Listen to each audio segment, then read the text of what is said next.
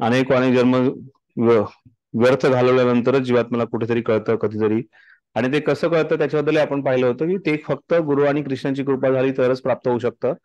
भक्ती जी आहे ही फक्त गुरु आणि कृष्णांच्या कृपेनेच प्राप्त होते. कोणत्याही दुसऱ्या एखाद्याने विचार केला की माझ्या काहीतरी पुण्यकर्मामुळे मी आता सध्या भक्ती करतोय, हा चुकीचा समज त्याचा असू शकतो. त्यात भगवंतांनी आणखी शेवटचा जो श्लोक सांगितला, श्रद्धा, फेथ, भगवंत सांगतात की ज्या ज्या प्रकारची तुमचा विश्वास असेल त्या त्या प्रकारचा विश्वास जो आहे तो मी दृढ करतो. मी परमात्मा रूपाने तुमच्या जे प्रत्येक जीवात्म्याच्या हृदयात आहे आणि त्याची एखाद्याची जर एखाद्या देवताप्रती काही श्रद्धा असेल तर ती श्रद्धा मी दृढ करतो. त्यामुळे फार दुर्भाग्याची गोष्ट आहे की फार चांगलं काहीतरी कार्य करायचंय, समाज कार्य करायचंय म्हणून समाजावरती समाज कार्यामध्ये श्रद्धा असणारे लोक असतात किंवा देशभक्ती, हिंदू राष्ट्र बनवायचंय असं बनवण्याचा विचार करणारे बरेच व्यक्ती असतात आणि त्यानुसार ते कार्य करतायत. कार्य चुकीचं नाहीये, पण ते एक मनुष्य म्हणून ते योग्य नाहीये. किंवा आज तुम्ही भारत देशात जन्म घेतला म्हणून भारताला हिंदू राष्ट्र बनायचं, उद्या पाकिस्तानात जन्म घेतला तर पाकिस्तानाला मुस्लिम राष्ट्र बनायचं, असं काहीतरी कुठेही त्या व्यक्तीचा असा समज असू शकतो. एक आम्ही बस पार्टीला चाललो होतो आणि बस पार्टीमध्ये आमची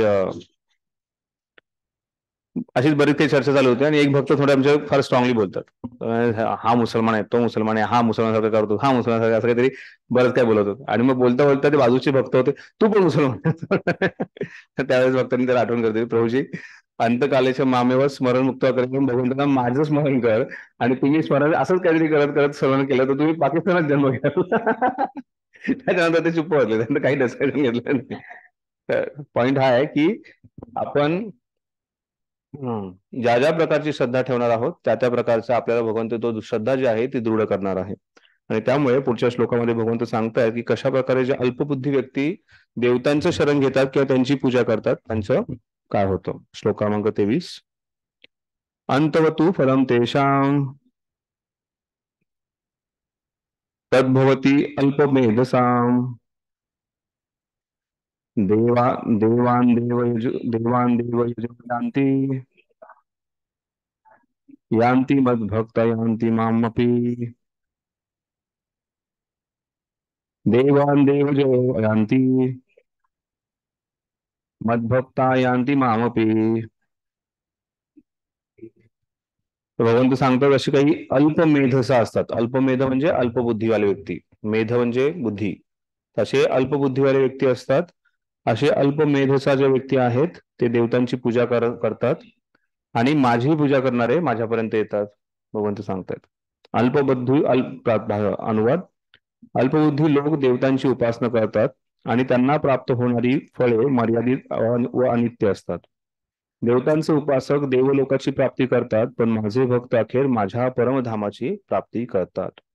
तर कसल्याही प्रकारचा संशय संदेह नसावा की आपण अशी अशी ह्यांची पूजा करू आणि आपण भगवत धामाची प्राप्ती करू किंवा वैकुंठाची प्राप्ती करू. कारण फक्त वैकुंठ धाम हेच असं आहे की जे कुंठरहित आहे, ज्याच्या शोधात आपण आहोत, की आपण सुखाच्या शोधात आहोत, आनंदाच्या शोधात आहोत. तर ते वैकुंठ धाम जे आहे ते फक्त भगवंतांची भक्ती करूनच प्राप्त होऊ शकतं, दुसऱ्या कुठल्याही मार्गाने ते प्राप्त होणार नाहीये.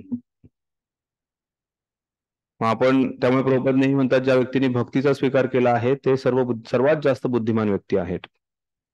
Those who accepted Krishna consciousness are most intelligent. इथे महान पंडित, महान बुद्धिमान भक्तांच्या असेंब्लीमध्ये मी बसलेलो आहे. इथे कोणी अल्पमेधाचा नाही आहे, त्यामुळे कुठल्याही विचारलेल्या प्रश्नाचे उत्तर नक्कीच ताबडतोब देतील. बरोबर. अंतवतु फलम तेषाम, नश्वर आणि अनित्य असं जे फळ आहे याच्या प्राप्तीसाठी अल्पमेधसा. हे अल्पमेधसा का म्हणलंय, कारण हे व्यक्ती जे आहेत हे कुठल्या तरी नश्वर गोष्टीच्या प्राप्तीसाठी प्रयत्न करत असतात. देवतांकडे जे व्यक्ती जातात, असं कोणताही व्यक्ती देवताकडे जात नाही की जो म्हणतो की मला भक्ती द्या, मला वैराग्य द्या, मला सगळ्या गोष्टीपासून मुक्त करा. शिवजींच्या समोर गेल्यानंतर तर आपण शिवजींचं एक नाव आहे धीर. धीर पुरुष म्हणून शिवजी ओळखले जातात, कारण पार्वती मातेने त्यांना विचलित करण्याचा प्रयत्न केला. पार्वती माता म्हणजे आताची मिस युनिव्हर्स किंवा मिस इंडिया नाहीये. पार्वती मातेच्या समोर ते झुरळाचं पिल्लू पण दिसणार. टोपत म्हणतात ना की स्वर्गलोकातून जर अप्सरांनी पाहिलं आत्ताच्या विश्वसुंदरींना तर त्या म्हणतात कॉक्रोच झुरळासारखं बघतात असं त्यांना वाटतंय. आणि पार्वती माता ही जगन्माता आहे. म्हणजे सगळ्यात सर्वात सुंदर या भौतिक जगतातली स्त्री असेल तर ती म्हणजे पार्वती माता आहे. त्या पार्वती मातेने शिवजींना विचलित करण्याचा प्रयत्न केला, पण शिवजी क्षणभरासाठीही विचलित झाले नाहीत.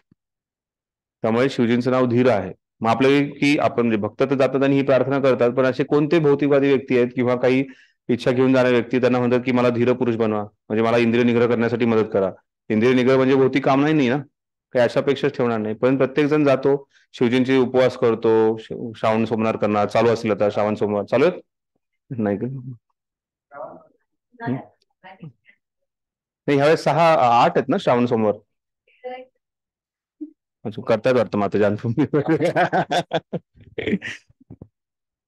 तर श्रावण सोमवार करायचे किंवा काही जे काही वेगवेगळे उपवास करायचे, किंवा आपण चैतन्य पण ऐकतो ना, शिवजींची पूजा करणाऱ्या त्या माता जे होत्या कशासाठी, चांगला पती मिळावा म्हणून, या चांगली पत्नी मिळावी म्हणून. तर किंवा चांगलं ऐश्वर्य मिळावं, म्हणजे शिवजी आशुतोष आहेत लगेच ताबडतोब पूर्ण करतात, म्हणून या कामने व्यक्ती त्यांच्याकडे जातो. आणि त्यामुळे कोणत्याही नश्वर गोष्टींच्या पाठीमागे अल्प अंतवतू फलम, अंतवतू हे जे आहे शब्द महत्वाचा आहे, की या नश्वर गोष्टी आहे, फलम तेशाम, फळाच्या प्राप्त करण्यासाठी, नश्वर अशा फळाच्या प्राप्ती करण्यासाठी असे अल्पमेधस व्यक्ती जे आहेत, अल्पबुद्धीचे व्यक्ती जे आहेत, ते भगवंतांचं देवतांकडे आश्रय घेतात. त्यामुळे आपल्याला विचार करण्याची गरज आहे की आपण देवतांचा आश्रय त्यासाठी घ्यायचा आहे की नाही. आणि देव आणि असे व्यक्ती जे आहेत तशा देवलोकांची प्राप्ती करतील किंवा इथे भौतिक ऐश्वर्य प्राप्त करतील. पण माझे भक्त जे आहेत ते माझी भक्ती करून माझ्या धामाची प्राप्ती करतात. तात्पर्य भगवद्गीतेवरील काही भाष्यकार म्हणतात की देवतांची उपासना करणाऱ्या मनुष्याला भगवत प्राप्ती होऊ शकते. परंतु या ठिकाणी स्पष्टपणे सांगण्यात आले आहे की देवतांची उपासना हे निरनिराळ्या देवता स्थित असलेल्या निरनिराळ्या देवलोकांची प्राप्ती करतात. उदाहरणार्थ सूर्याचे उपासक सूर्यलोकाची प्राप्ती करतात, चंद्रोपासक चंद्रलोकाची प्राप्ती करतात. त्यामुळे जे चंद्रयान गेलेलं आहे ते चंद्रलोकापर्यंत पोहोचलेलं नाहीये. बरोबर आहे ना स्टुडंट्स? पोहोचलं का? नाही? शुअर नाही पोहोचणार?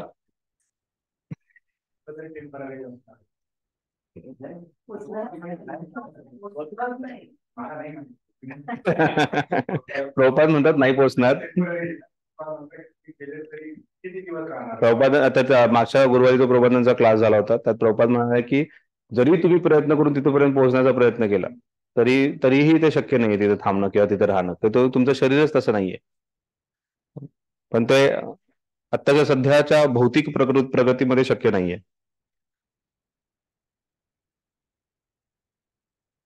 त्याचप्रमाणे जर कोणाला इंद्रासारख्या देवताची उपासना करायची असेल, इच्छा असेल, तर त्याला त्या विशिष्ट देवलोकाची प्राप्ती होईल.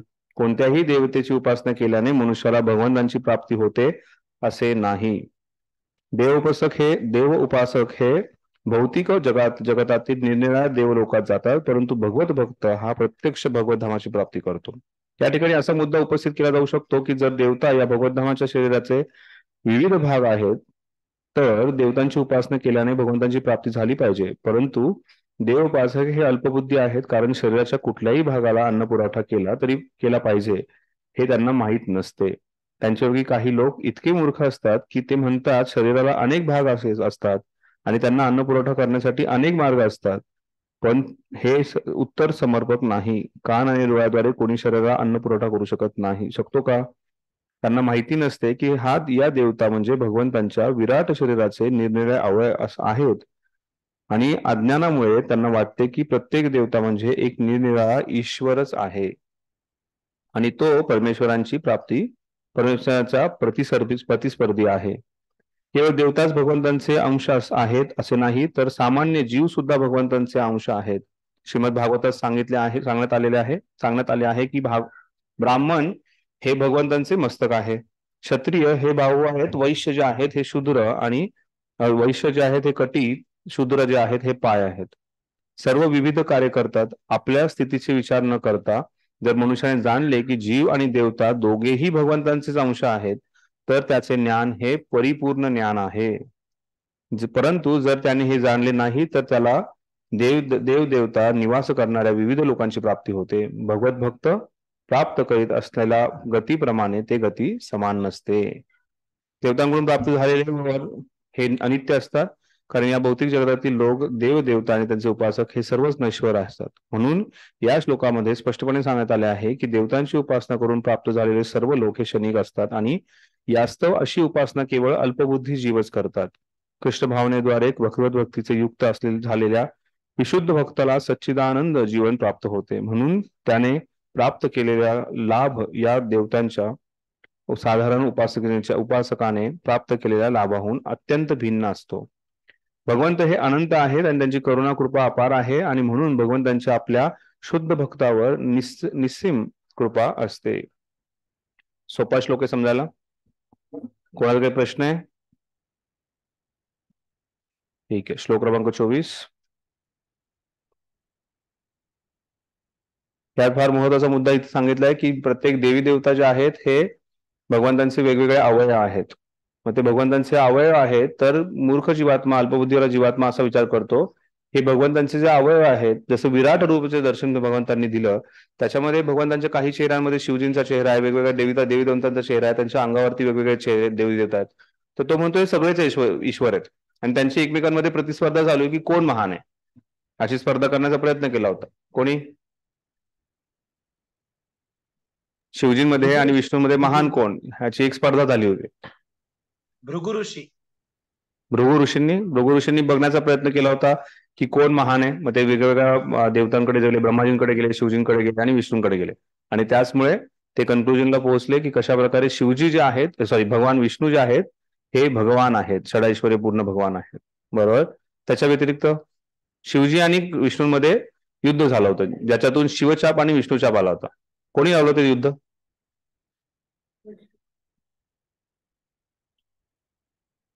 अरे आता मागच्या श्लोकामध्येच आपण ऐकलं की सगळे बुद्धिमान व्यक्ती आहेत.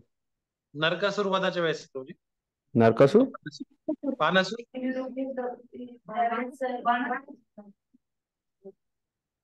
बाणासुराच्या युद्धाच्या वेळेस शिवजींचं आणि विष्णूंचं युद्ध झालं होतं. बरोबर आहे. त्यावेळेस तर बाणासुरांना शिवजींनी आशीर्वाद दिला होता आणि की मी तुझं रक्षण करायला प्रत्येक ठिकाणी येईल आणि म्हणून शिवजी विष्णूंच्या बरोबर युद्ध करतात. पण ते युद्धाच्या आधीच सांगतात बाणासुराला की हे माझे प्रभू आहेत आणि यांच्याशी मी युद्ध कसा करणार, पण तुला मी आशीर्वाद दिलाय म्हणून मी त्यांच्याशी युद्ध करतो. त्याच्या व्यतिरिक्त एकदा देवी देवतांची इच्छा होते की जाणूयात आपण कोण आहे बरं महान, आणि म्हणून तिथे त्याने ठरवलं की शिवजी आणि विष्णू यांच्यामध्ये युद्ध लावायचं. म्हणजे युद्ध लावणार कोण? मग ते नारद मुनींना बोलवतात. नारद मुनींना विचारतात की तुम्ही हे कार्य करू शकता का. मग नारद मुनी पण थोडेसे उत्सुक होतात आणि ते जाऊन लक्ष्मी मातेला सांगतात. नाही सरी ते जाऊन विष्णू समोर जाऊन हे प्रस्ताव मांडतात. मग विष्णूंसमोर जेव्हा प्रस्ताव मांडतात विष्णू म्हणतात नाही, कशासाठी, काय गरज आहे, आम्हाला दोघांना माहिती आम्ही कोण आहे, काही गरज नाहीये. तर हे ऐकतात लक्ष्मी माता. लक्ष्मी माता एक्साइटेड होणार, अरे कमॉन करूयात चला. आणि पती जो आहे तो पत्नीच्या आदेशाच्या बाहेर जाऊ शकत नाही. विष्णुदात ठीक आहे, जशी इच्छा, जाऊन तुम्ही शिवजींना विचारा. मग शिवजींना नारद मुनी जाऊन सांगतात की अशी भगवंतांची इच्छा आहे. आणि मग भगवंत शिवजींना ठीक आहे. आणि त्यावेळेस खास शिवचाप आणि विष्णूचाप बनवला जातो आणि तो शिवचाप जो आहे तो जनक महाराजांच्या महालामध्ये येतो. ही रामायणामध्ये कथा पूर्ण वर्णन असते त्याचे. आणि विष्णूचाप जो आहे तो परशुरामकडे जातो, परशुरामजींकडे असतो. तर त्यामुळे ही जी पूर्ण कथा त्याच्यामध्ये येते. कारण विष्णूचाप जो आहे ते परशुरामजींकडे नसतो. तो त्यानंतर जेव्हा परशुरामांचं आणि रामांचं जेव्हा युद्ध होतं तर त्यामध्ये कोणता बाण तोडलेला असतो? अच्छा, शिवचाप तोडला म्हणून परशुराम जे आहेत ते त्यांच्याशी युद्ध करतात. ठीक आहे. श्लोक क्रमांक 24. आणखीन एक महत्वाचा मुद्दा प्रभुपादांनी सांगितला तो म्हणजे की प्रत्येक जशा प्रकारे देवता अंश आहेत त्या प्रकारे जीवात्मा सुद्धा भगवंतांचा अंश आहेत. हे जे व्यक्तीला समजतं की आपण आणि सर्व देवता हे भगवंतांचे अंश आहेत, ते ईश्वर नाहीयेत, तो म्हणजे पूर्ण ज्ञानी. देवता सुद्धा जीव याच्यातच येतात.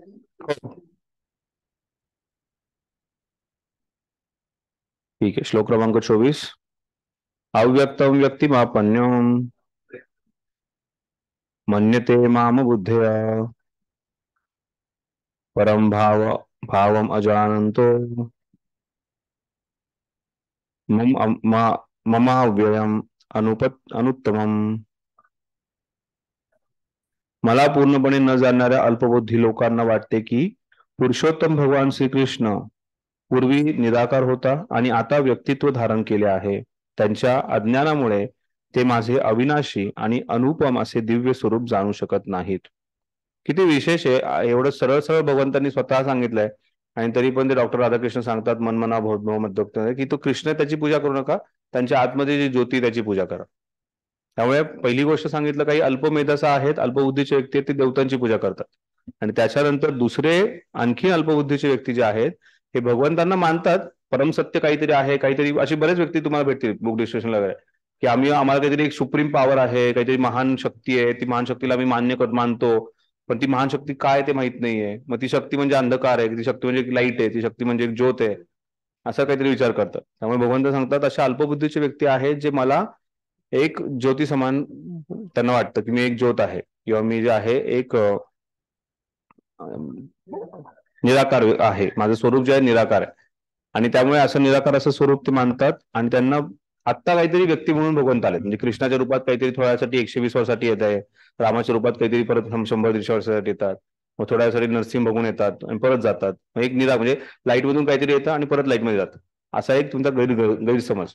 भगवंत जे आहेत हे नेहमी व्यक्ती म्हणूनच त्यांना पाहणं गरजेचं आहे. त्यांच्या अज्ञानामुळे ते माझे अविनाशीवर अनुपम असे दिव्य स्वरूप जाणू शकत नाही. तर अज्ञानामुळे व्यक्तीला ही गोष्ट समजू शकत नाही. प्रभुपाद एका तात्पर्यामध्ये सांगतात की मूर्ख व्यक्ती जो आहे तो जेव्हा आपलं तोंड उघडतो त्यावेळेस कळतं की हा व्यक्ती मूर्ख आहे. म्हणजे तशा प्रकारचे अल्पबुद्धीचे व्यक्ती आहेत, जेव्हा ते आपले भगवंतांचा असा विचार करतात ते लगेच दाखवून देतात की ते अल्पबुद्धीचे व्यक्ती आहेत.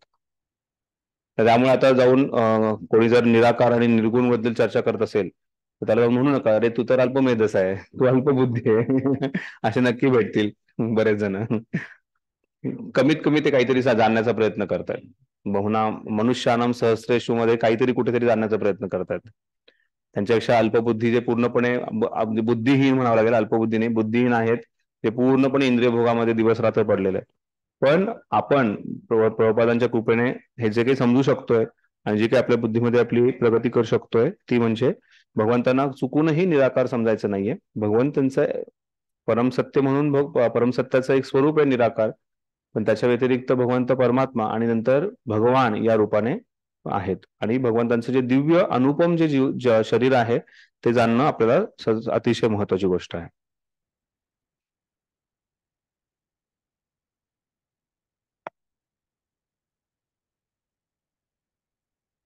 देवतांच्या उपासकांना अल्पज्ञ म्हणण्यात आले आहे. तसेच या ठिकाणी निर्विशेषवादी लोकांचंही अल्पज्ञ म्हणून वर्णन करण्यात आलेले आहे. येथे भगवान श्रीकृष्ण आपल्या साकार रूपामध्ये अर्जुनाशी बोलत आहेत, पण तरीही अज्ञानवश निर्विशेषवादी वाद घालतात की परमेश्वर हा अंतिमतः निराकार आहे. भगवंतांना स्वतःला सांगावं लागतं की असे अल्पज्ञ व्यक्ती आहेत, अशी मूर्ख व्यक्ती आहेत.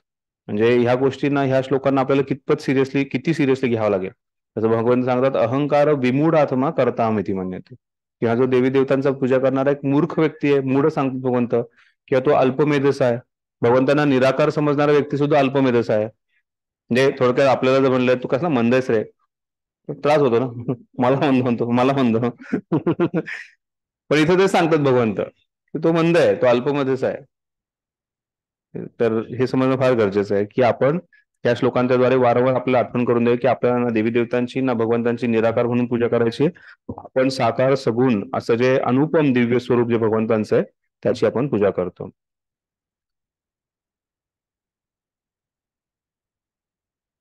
भगवंत स्वतः श्रीकृष्ण आपल्या साकार रूपामध्ये अर्जुनाशी बोलत आहेत, पण तरीही अज्ञानवश निर्विशेषवादी वाद घालतात की परमेश्वर हा अंतिमतः निराकार आहे. श्री रामानुजाचार्यांच्या परंपरेमधील महान भगवत भक्त यमुनाचार्यांनी या संदर्भात 2 सुंदर श्लोक रचले आहेत. ते म्हणतात की त्वाम शील रूप चरितेम परम प्रकृष्टे सत्वेन सात्विकतया प्रबलेश्च शास्त्रे प्रख्यात दैव परमार्थमिद्याम मत्तेश नैवासुर प्रकृतया प्रभवंती बोधधर्म. हे प्रभू व्यासदेव आणि नारद मुनी सारखे भक्त तुम्हाला पुरुषोत्तम भगवान म्हणून जाणतात. वेदाध्ययनाद्वारे मनुष्य तुमचे रूप, गुण आणि लीला जाणू शकतो आणि व अशा रीतीने त्याला तुमच्या पुरुषोत्तम भगवान रूपाची अनुभूती होते. परंतु रज आणि तमोगुणामध्ये असणाऱ्या असुर आणि भक्त यांना तुमचे ज्ञान होऊ शकत नाही. तुम्हाला जाणणे त्याच्यासाठी अशक्य आहे. वेदांत आणि उपनिषदांवर वादविवाद करणाऱ्या असे अभक्त कितीही निपुण असले तरी ते तुम्हाला जाणू शकत नाही. तर कितीही तो व्यक्ती निपुण असला तरी तो भगवंतांना जाणू शकत नाही, कारण तो भगवंतांना निराकार म्हणून समजतो. तो रजगुणात किंवा तमोगुणात आहे. पूर्ण ज्ञान त्याच्यापर्यंत प्राप्त झालेलं नाहीये, त्यामुळे तो भगवंतांना समजू शकत नाही.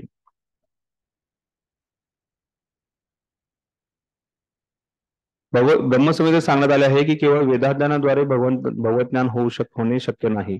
केवळ भगवंतांच्या कृपेनेच आपण त्यांना जाणू शकतो. म्हणून या श्लोकात स्पष्टपणे सांगण्यात आले आहे, केवळ देवतांचे उपासक नव्हे तर कृष्ण भावनेच्या लेश मात्रही गंध नसलेल्या वेदाध्ययनावर भाष्य करणारे अभक्तही अल्पबुद्धीच आहेत. अशा अल्पबुद्धींना परमेश्वराच्या साकार रूपाचे ज्ञान होणे शक्य नाही. परमसत्य निराकार असल्याने त्यांना ज्यांना वाटते की त्यांचे वर्णन अबुद्ध म्हणून करण्यात आले आहे, अर्थात ज्यांना परम सत्याचे अंतिम स्वरूपाचे ज्ञान नाही. श्रीमद भागवतात सांगितले आले आहे की परमसत्याच्या साक्षात्काराच्या प्रारंभी निर्विशेष ब्रह्माची अनुभूती होते.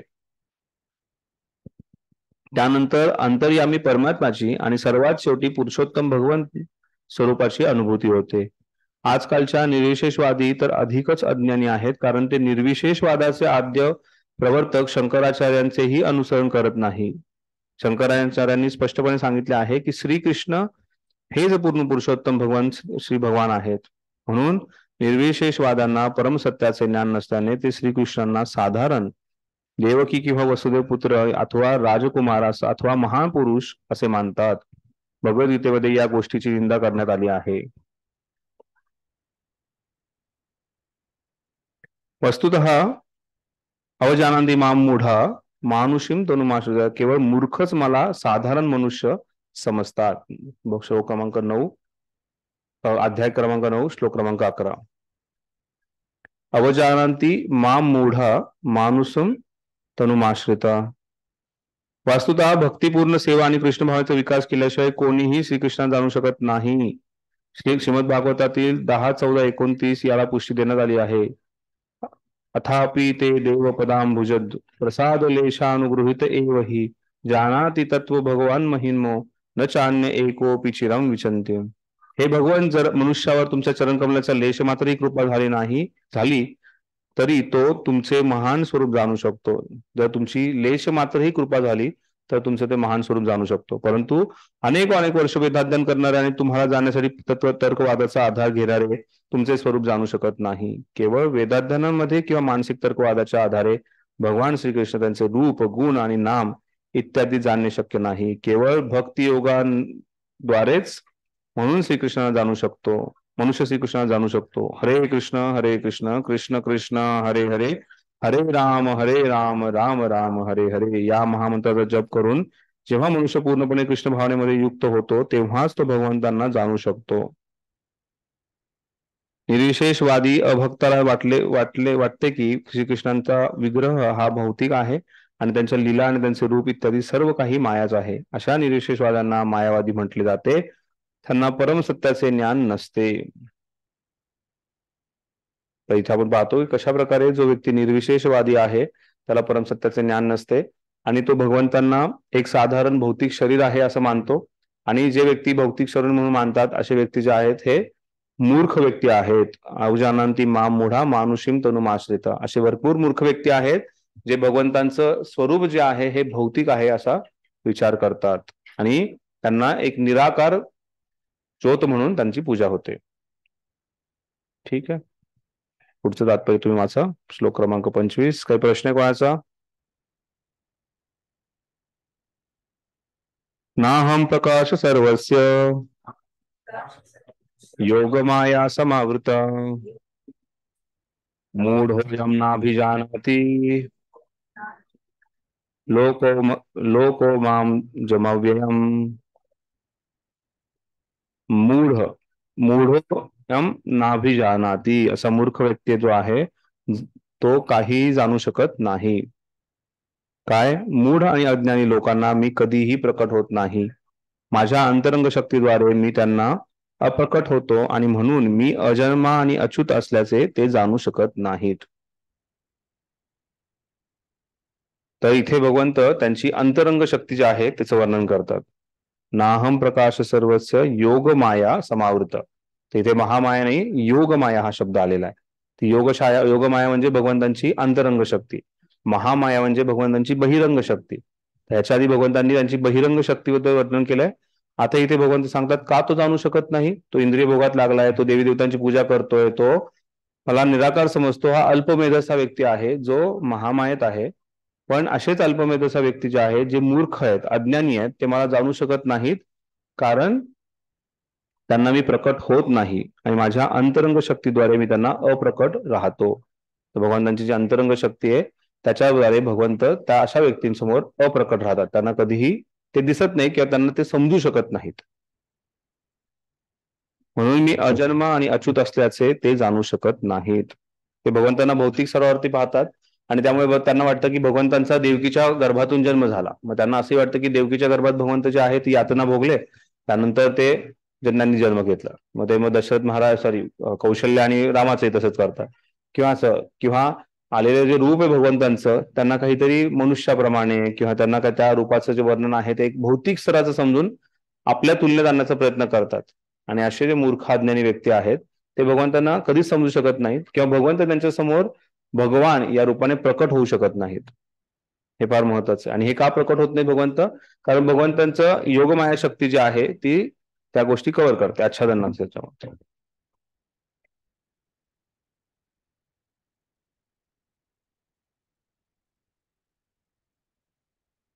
तर ह्या श्लोकाच्या द्वारे भगवंत सांगतायत की तो भगवंतांचा अधिकार आहे कोणासमोर प्रकट व्हायचं आणि कोणासमोर अप्रकट व्हायचं.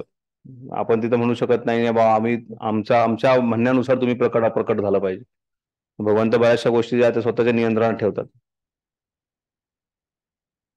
कोणी युक्तिवाद करीत असतील की ज्या अर्थी श्रीकृष्ण या पृथ्वीवर उपस्थित होते आणि सर्वांना दृश्य होते, तर मग ते आता सर्वांना प्रकट का होत नाहीत? जसं दुर्योधनाने भगवंतांचं विराट रूप पाहिलं होतं, थोड्या प्रमाणात विराट रूप पाहिलं होतं, तरीही तो भगवंतांना परम ईश्वर म्हणून समजत नव्हता. तरी त्याने काय आदेश दिला? अरे जा लवकर आणि ह्याला बंदी करा, त्याला उचलून जेल म्हणता. भगवंत विराट रूप दाखवतात आणि हा त्याच्या सैनिकांना पाठवून त्यांना बंदी करण्याचा आदेश देतो. किती किती अज्ञान आहे, किती मूर्खपणा. तर असे अज्ञानी किंवा मूर्ख व्यक्ती जे आहे ते भगवंतांसमोर प्रकट होऊ शकत नाही. त्यामुळे प्रकट आणि अप्रकट हे करणं भगवंतांच्या नियंत्रणात आहे आणि भगवंत तो अधिकार स्वतःजवळ ठेवतात. परंतु वस्तुतः ते पूर्वी सूर्यासमोर प्रकट झाले नव्हते. ज्या अर्थी श्रीकृष्ण या पृथ्वीवरती उपस्थित होते आणि त्यांना सर्वांना दृश्य होते, तर मग ते आता सर्वांना प्रकट का होत नाहीत? परंतु वस्तुतः ते पूर्वी सूर्यासमोर प्रकट झाले नव्हते. जेव्हा श्रीकृष्ण उपस्थित होते तेव्हा मोजक्याच लोकांना ते भगवंत असल्याची जाणीव होती. तर आता इथे अर्जुनाचा जो प्रश्न आहे, अर्जुनाचा जो संभ्रम होता, जेव्हा भगवंताने विचारलं होतं अर्जुनाने भगवंताने विचारलं होतं की तुम्ही सूर्यदेवांना हे ज्ञान दिलं होतं, पण सूर्यदेव तर तुमच्या भरपूर आधी होते आणि तुम्ही आता जन्म घेतलाय. साधारण व्यक्ती जो आहे तो असा विचार करणार की भगवंतांनी आता 120 वर्षापूर्वी जन्म घेतलाय, सूर्य लाखो लाखो वर्षापासून आहे, मग सूर्यदेवाला कसं काय यांनी ज्ञान दिलं? त्यामुळे इथे सांगतायत, भगवंत त्या गोष्टीसाठी सांगतायत की असे अज्ञानी आणि मूर्ख व्यक्ती त्यांच्या समोर मी प्रकट होतो, काही समोर मी अप्रकट होतो. कौरव सभेत श्रीकृष्णांच्या सभेचे अध्यक्ष म्हणून नियुक्त केल्यावर जेव्हा शिशुपालाने विरोध केला तेव्हा भीष्माने श्रीकृष्णांचे समर्थन केले आणि श्रीकृष्ण हेच स्वतः भगवंत असल्याचे घोषित केले. त्याचप्रमाणे पांडव आणि इतर मोजक्याच लोकांना ते स्वतः भगवंत असल्याची माहीत होते, परंतु प्रत्येकाला ते भगवंत असल्याची माहिती नव्हती. तेव्हा कृष्ण जे आहेत हे मथुरेमध्ये जातात, तर त्यावेळेस खूप छान वर्णन येतं की कशा प्रकारे कंसापासून ते जे बाकी साधारण मथुरावासी आहेत त्यास प्रत्येकाने भगवंतांकडे वेगवेगळ्या भावाने आणि वेगवेगळ्या अर्थाने पाहिलं. असे जे वेगवेगळ्या अर्थाचे किंवा भावाचे व्यक्ती जे आहे म्हणजे वेगवेगळ्या भावनेने चेतनेने लोकांनी पाहिलं, त्यांना भगवंत कोण आहे हे समजू शकले नाही. कित्येक लोकांना त्याच्यामध्ये भगवंत कोण आहेत हे समजले, म्हणजे त्या भगवंतांनी इथं क्वाल्यपिडा आणि अशा जे भयंकर हाती होता त्याला मारलं, किंवा चाणूर आणि मुष्टिक सारख्या महाभयंकर मल्ल जे होते त्यांना मारून टाकलं, क्वाल्यपिडाचे दात काढून त्या क्वाल्यपिडाला मारलं. एवढी शक्ती प्रदर्शन केल्यानंतर सुद्धा त्यांना भगवंत कोणी मान्य करत नव्हतं. पण तिथे आणखीन असे बरेच मथुरावासी होते जे भगवंतांच्या सौंदर्याकडे इतके आकर्षित झाले, म्हणजे जो भगवंत पूर्ण मथुरा एंटर करताना खूप छान आहे तो पूर्ण लीला. आणि सुरुवातीला जेव्हा भगवंत येतात त्यावेळेस सर्वात पहिल्यांदा भगवंत त्या धोबीला भेटतात आणि धोबी म्हणतो तुला काय कपडे देऊ, मी नाही देणार तुला कपडे, हे कंसाचे आहेत, माझ्या राजाचे आहेत. पण तिथे धोबीचं जे आहे भगवंत शिरच्छेद करून टाकतात.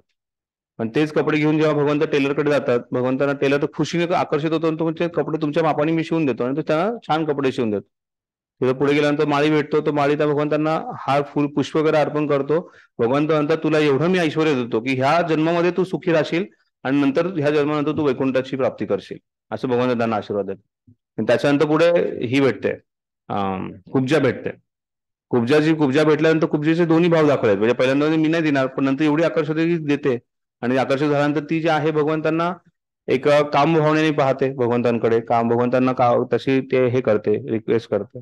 तर सांगण्याचं तात्पर्य हे आहे की आणि तिथून वरतून मथुरेच्या ज्या काही राण्या आहेत, ज्या स्त्रिया आहेत, त्या वरतून पाहत होत्या भगवंतांकडे आणि त्यांच्याकडे ते आकर्षित होत्या की किती सुंदर आहे हा ब्रजवासी, किती सुंदर मुलगा आहे. पण त्या भगवंत म्हणून समजत होत्या का, हाही मोठा प्रश्न आहे. तर भगवंत जे आहेत ते कोणासमोर कसं प्रकट व्हायचं ते भगवंतच ठरवतात. कोणती मातेला, पांडवांना ही गोष्ट माहिती होती की हे पूर्ण पुरुषोत्तम भगवंत आहे. उत्तरा जेव्हा तिच्यावरती ब्रह्मास्त्राचा हल्ला झाला त्यावेळेस उत्तरा जी आहे इकडे कोणाचाही दुसऱ्यांचा आश्रय घेतला नाही, ना पांडवांचा, ना कोणती मातेचा, ना दुसऱ्या, ती धावत भगवंतांकडे पळत गेली आणि भगवंतांचे शरण गेले की तुम्हीच रक्षण करू शकता म्हणून. पण हे सर्वांना माहित नव्हतं की भगवंत जे आहेत हे प्रकट स्वरूपात. मग भगवंत असे कित्येक होते, म्हणजे फक्त काही बोटावर मोजणे होते इतपत होते ज्यांना भगवंत आहेत, कृष्ण जे आहे ते पूर्ण पुरुषोत्तम भगवंत आहेत हे जाणवते. आणि बाकीचे त्यांना एक भौतिक व्यक्ती, साधारण आपल्यासारखाच व्यक्ती आहे असं समजतो. आणि त्यामुळे शिशुपालाने भगवंतांना 100 शिव्या दिल्या. प्रत्येक वेळेस शिव्या द्यायचा, एकदा 100 करून स्वतःचा शिरच्छेद करून घेतला. किंवा बाकी कित्येक राक्षस जे आहेत ते आले आणि त्यांना वाटलं काहीतरी दिव्य आहे, काहीतरी शक्तिशाली व्यक्ती आहे, पण तो आपल्यापेक्षा साधारण आहे. कंसाने तर आणखीन त्यांना कमी हलक्यात घेतलं. तर भगवंतांच्या इच्छेनुसार ते प्रकट आणि अप्रकट होतात. हिरण्मयेन यात्रेन यत्स्थापितहं मुखम तत्वं प्रशुन प्रापुन सत्य धर्माय दृश्यते. हे प्रभू, तुम्ही संपूर्ण विश्वाचे पालन करते आहात आणि तुम्हीच भक्तिपूर्ण सेवा हाच सर्वोच्चम धर्म आहे. म्हणून मी तुमची प्रार्थना करतो की तुम्ही माझे सुद्धा पालन करा आणि तुमचे दिव्य रूप योग मायेने आच्छादित आहे. ब्रह्मज्योती म्हणजे तुमच्या अंतरंग शक्तीचे आवरण आहे. तर ब्रह्मज्योती हे फक्त आवरण आहे. ऍक्च्युली ब्रह्मज्योती जी आहे ही भगवंतांच्या अंगठ्यातून येणारी फक्त ज्योती आहे. भगवानाच्या त्याची थोडक्यात भगवंतांच्या शरीरातून येणारी जी दिव्य कांती आहे ती म्हणजे ब्रह्मज्योती. पण ही दिव्य कांती जी आहे ही फार छोटीशी आहे. त्याला सर्वस्व म्हणून कित्येक जण त्याच तत्वज्ञानात गुरफटले आहेत. म्हणजे भगवानांचा जो बाह्य रूप आहे त्यालाच पाहून लोक आकर्षित होतात. पण भगवानांच्या अंतरंग शक्ती जी आहे ती फार विशेष आहे. आणि ही जी ब्रह्मज्योती आहे अंतरंग शक्तीचा थोडासा भाग आहे भगवंतांचा. पण भगवंत म्हणून जे पूर्ण पुरुषोत्तम भगवंत आहे, जे षड ऐश्वर्य पूर्ण भगवंत आहेत, ते अतिशय विशेष आहेत. ठीक आहे, काही प्रश्न कोणाचा? श्लोक क्रमांक 25. होय प्रभूजी, एक प्रश्न बोला. आहे. प्रभूजी इथं म्हणले की मूर्ख आणि अज्ञानी लोकांना मी कधी प्रकट होत नाही, त्यांना कधीच कळत नाही की भगवान श्रीकृष्ण हे भगवान आहेत म्हणून. पण तसं आपल्या वृंदावनातल्या लोकांनाही वाटत नाही की ते भगवान आहेत म्हणून. आता या दोघांमध्ये कसा फरक आहे? एक मूर्ख आहेत आणि एक उच्च भक्त आहेत. बरोबर आहे. तर ह्या प्रश्नाचं उत्तर जे आहेत ह्या गोपी श्रीमद भागवतातच देतात. तर वृंदावनवासी जे आहेत ते त्यांना एक आहे म्हणजे तत्व आणि दुसरा जो आहे तो म्हणजे भाव. कोणत्या रसामध्ये तुम्ही त्यांची सेवा कराल, काय भावाने तुमची त्यांची भगवंतांची सेवा करत आहात. तर जेव्हा भाव ओव्हरपॉवर करतो रसाच्या वरती त्यावेळेस रस जो आहे हा तत्वाच्या वरती ओव्हरपॉवर करतो. म्हणजे रसाचं प्रमाण जास्त आहे आणि तत्व कमी आहे, तत्व कमी दिसतं त्या ठिकाणी. तर तिथे ह्या गोष्टीचा संभ्रम पडू शकतो की त्यांना माहित नव्हतं का. जसं गोपी ज्या आहेत कृष्णाला बांधून ठेवायच्या की तू माखन चोरी करतोयस, किंवा गोपी ज्या आहेत ह्या कृष्णाबरोबर नृत्य करताना कृष्णाला आपला प्रियकर म्हणून समजत होत्या, पण कृष्णाला त्या पूर्ण पुरुषोत्तम भगवंत समजत नव्हत्या. तर यशोदमाईने कृष्णाला उखलबंधन लिलेमध्ये बांधून ठेवलं. आपण जे दामोदर अष्टकम गातो त्यामध्ये वर्णन येतं की कित्येक महान योगी जे आहेत, योगी मुनी, ते भगवंतांना आपल्या हृदयात बांधण्याचा प्रयत्न करतायत, आणण्याचा स्वागत करण्याचा प्रयत्न करतायत, पण ते भगवंतांना आपल्या हृदयात ठेवू शकत नाहीये. पण इथे पहा यशोदाबाई किती विशेष आहे, जी भगवंतांना त्या रस्सीने बांधते. मग यशोदाबाई भगवंतांपेक्षा महान झाली का? नाही. तर या सर्वांना माहिती आहे की कृष्ण जे आहेत हे पूर्ण पुरुषोत्तम भगवंत आहे. पण तिथे रस जो आहे हा इतका जास्त प्रमाणात आहे, किंवा ती जी भावना जी आहे, ती जो ते जे प्रेम आहे किंवा प्रेम व्यक्त करण्याचा जो प्रकार आहे किंवा जो रस आहे तो इतका जास्त आहे की त्याच्यासमोर तत्व जे आहे हे कव्हर झालेलं आहे. पण असं नाही की त्यांना माहिती नाही.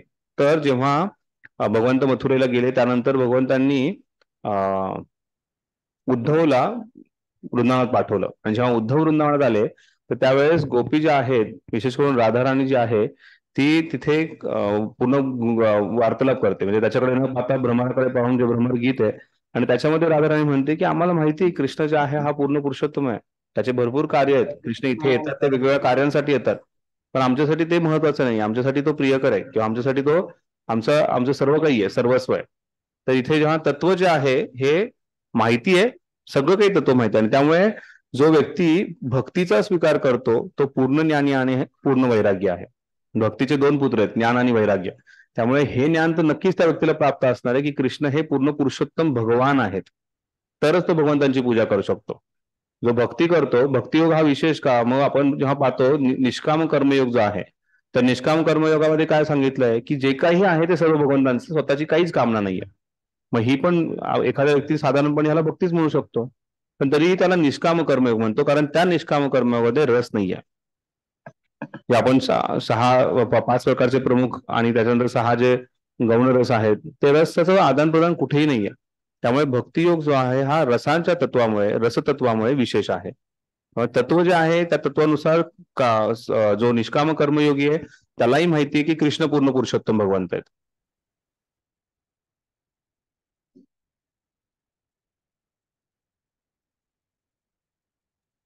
आवाज गेलाय का?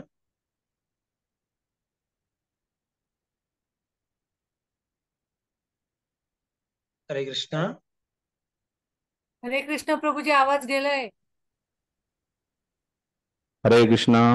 हा, ठीक आहे. हा, चला. त्यामुळे निष्काम कर्मयोगी हा जोपर्यंत भगवंतांना पूर्ण पुरुषोत्तम भगवंत हे समजू शकत नाही, तो भगवंतांची अशीच निराकार म्हणून पूजा करेल, आणि तोही अल्पबुद्धी, अल्पमेधसा म्हणून, अल्पज्ञ म्हणून ओळखला जाईल. पण जो भगवंतांचा भक्त आहे तो भगवंतांची भक्ती त्या प्रकारे करतो आणि त्या रसाचा आदान प्रदान किंवा त्याच प्रकारचा संबंध स्थापित करण्याचा प्रयत्न करतो. तसं अर्जुनाला माहिती होतं की हे भगवंत पूर्ण पुरुषोत्तम भगवंत आहेत, पण त्याची मैत्री जी आहे ती भगवंतांच्या म्हणजे भगवंत म्हणून त्यांच्या समोर नव्हती. जर तो मैत्रीच करू शकला नसता तर त्यांना नेहमीच सुप्रीम पर्सनॅलिटी ऑफ गॉडहेड त्यांनी विचार केला असता. त्यामुळे दोन गोष्टी महत्वाच्या आहेत भगवंतांचे भक्त बनण्यासाठी. एक म्हणजे भगवंतांशी संबंध जोडणे, कोणत्या ना कोणत्या भावाने रसाने संबंध जोडणे, आणि दुसरी गोष्ट म्हणजे त्यांचं भक्त असणे. ह्या दोन गोष्टींमुळे अर्जुनाला हे ज्ञान दिलं ना पूर्ण भगवद्गीतेचं. आपण सुरुवातीला शिकलोय, प्रभुपाद ह्या गोष्टीवरती पॉईंट स्ट्रेस करतात, आणि त्यानंतर प्रभुपाद 5 रस काय आहेत त्या गोष्टी त्याही समजून सांगतात. तर रस जो आहे हा महत्वाचा आहे, आणि ह्या रसाद्वारेच आपण भगवंतांची भक्ती भगवंत म्हणून करू शकतो. ठीक आहे. तत्वाद्वारे तर आपण समजू शकतो की परमसत्य आहे, परमसत्य महान आहे, परमसत्याला शरणागत जायचंय, किंवा भगवंतांचं निराकार रूप आहे त्याला शरणागत जायचं, हे लोकांना तत्व समजतं आणि त्याच प्रकारे ते लोक पूजा करण्याचा प्रयत्न करतात. पण जोपर्यंत ते भगवंतांशी संबंध जोडण्याचा प्रयत्न करत नाहीत, म्हणजे एखाद्या व्यक्तीला जेव्हा कळतं की भगवंत आहेत, तो व्यक्ती त्यांना भोग अर्पण करतो, त्याला वाटतं की भगवंत आहेत त्यावेळेस तो प्रार्थना करतो, त्यांना शरण जातो, त्यांना दंडवत करतो. ह्या सर्व गोष्टी कधी करतो की ही समोरची जी व्यक्ती आहे ती एक मूर्ती नाहीये किंवा ते एक निराकार नाहीये, निर्गुण चीज नाही, ते एक व्यक्ती आहे, ते पूर्ण पुरुषोत्तम भगवान. ठीक आहे. हो प्रभूजी.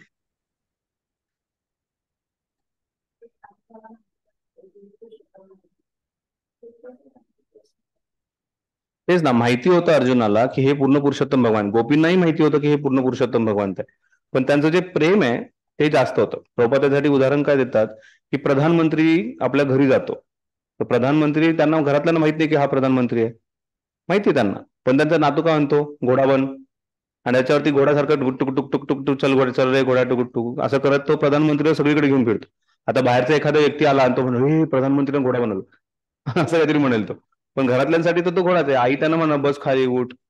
प्रधानमंत्रीचं आईचं जे प्रेम आहे ते वेगळं आहे. त्यामुळे भक्तीचा रस जो आहे तो विशेष आहे, कारण त्याच्यामध्ये जो आहे रस जो आहे हा प्रधान आहे, आणि तत्व जे आहे ते गौण होतं त्याच्यामध्ये. पण त्याचा अर्थ असा नाही की तत्व गौणी मग तत्वाकडे ध्यान द्यायचं नाही. तत्व व्यवस्थित जाणल्यानंतरच आपण त्या रसापर्यंत जाऊ. म्हणजे तत्व काय आपल्याला भगवद्गीता जे आहे हे तत्व सांगतं की कृष्ण हे ईश्वर आहेत, आपण जे आहोत ते जीव आहे आणि कृष्णाची प्रकृती आहे. आणि त्यानंतर आपल्याला भगवंतांशी संबंध जोडणे, त्यांना शरणागत जाणं हे गरजेचं आहे, हे भगवद्गीता सांगतं.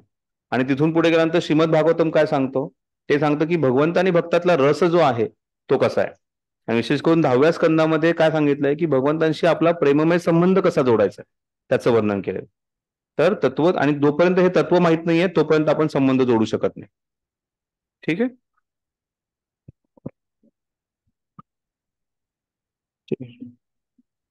श्लोक क्रमांक 26. वेदाहं समतीतानि वर्तमानानि चार्जुन भविष्यानि च भूतानि माम तु वेदन्न कश्चन. आतापर्यंत श्लोक क्रमांक 25 पर्यंत आपण पाहिलं अल्पमेधसा, अल्पबुद्धी किंवा 4 प्रकारच्या व्यक्ती शरणागत जातात, 4 प्रकारच्या व्यक्ती शरणागत जात नाहीत, ह्या सगळ्या गोष्टींचं वर्णन केलं. इथून पुढच्या 5 श्लोकांमध्ये भगवंत जे आहेत, जे मायाशक्तीमुळे पूर्णपणे भ्रमात अडकलेले आहेत, असे व्यक्ती जे आहेत त्यांचं काय होतं त्याच्याबद्दल चर्चा करणार आहेत. आणि अशा व्यक्तींना भक्ती कशा प्रकारे प्राप्त होऊ शकते याच्याबद्दल भगवंत चर्चा करताय. तिथे भगवंत सांगतात वेदाहम समतीतानि वर्तमानानि च अर्जुन भविष्यानि च भूतानि माम तु वेदन्न कश्चन. मला सर्व काही माहिती भगवंत सांगतात, मला भूतकाळ माहितीये, मला भविष्य काळ माहिती, मला वर्तमान काळ माहितीये. हे अर्जुन, मी पुरुषोत्तम भगवान भूतकाळात घडलेले सर्व काही, वर्तमान काळात घडत असलेले सर्व आणि भविष्य काळात घडणारे सर्व काही जाणतो. मी सर्व जीवांना जाणतो, परंतु मला कोणीही जाणीत नाही. भगवंतांचं एक नाव आहे अचिंत्य. काय अर्थ होता अचिंत्य? इनकन्सिवेबल, ज्यांना कोणीही समजू शकत नाही, त्यांना कोणी कधी समजू शकत नाही. त्यामुळे भगवंतांना पूर्णपणे जाणणार असं कोणी नाहीये. त्यामुळे भगवान सांगतात की मला कोणीही जाणू शकत नाही. विशेष करून असे अल्पज्ञ, अल्पबुद्धी, निर्विशेषवादी व्यक्ती जे आहेत हे भगवंतांना कधीही जाणू शकत नाही पूर्णपणे. आणि भगवंत सांगतात मी काय काय जाणतो, मी सर्व काही जाणतो प्रत्येक जीवात्म्याबद्दल. त्यामुळेच ते भगवंत आहेत. म्हणजे आपण इथे सगळेजण एकत्र 40 जण बसलोय, 40 जणांपैकी प्रत्येकाबद्दल भगवंत जाणतायत. काय जाणतायत? आपल्या भूतकाळाबद्दल, भविष्यकाळाबद्दल. असे 400, 4 लाख, 4 कोटी, 4 अब्ज किती जे काही व्यक्ती आहेत त्यांच्या सर्वांबद्दल, आणि फक्त मनुष्यांबद्दल नाही, मग ते बारीक छोट्याशा किड्यापासून ते करोडो जे जीवात्मा आहेत त्या प्रत्येक जीवात्माबद्दल भगवंत सर्व काही जाणतो. आणि त्यानुसार त्याला त्याचं फळ प्रदान केलं जातं, त्यानुसार त्याचं शरीर त्याला धारण दिलं जातं. त्यामुळे भगवंत जे आहेत हे सर्व ज्ञानी आहेत, सर्व जाणकार आहेत. पण तरीही अल्पबुद्धीचे व्यक्ती जे आहेत हे भगवंतांना जाणू शकत नाहीत.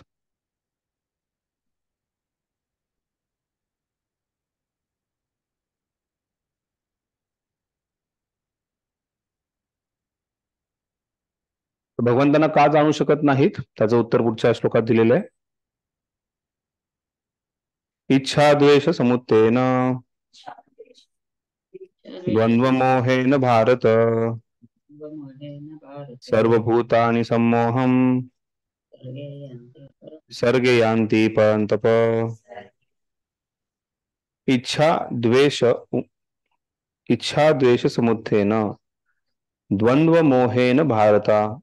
तर द्वेष, द्वंद्व, मोह, इच्छा या सर्व गोष्टींमुळे सर्वभूतानि सम्मोहम सर्गे यान्ति परंतप. आणि या सर्व गोष्टींमुळे व्यक्ती जो आहे हा सम्मोहात आहे. एक आहे मोह म्हणजे इल्युजन, सम्मोह म्हणजे डिल्युजन. अशा भयंकर अशा सम्मोहामध्ये व्यक्ती जो आहे हा अडकलेला आहे. हे परंतप भारत, इच्छा आणि द्वेष यापासून उद्भवणाऱ्या द्वंद्वाने मोहित झाल्यामुळे हे जीव मोहामध्ये जन्म घेतात.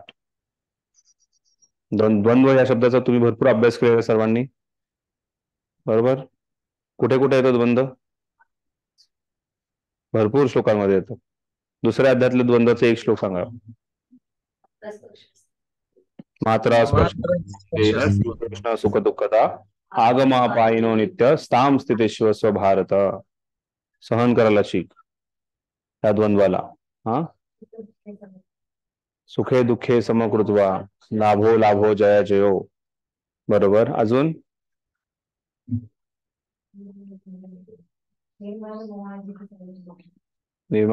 मोहाबद्दल येतो.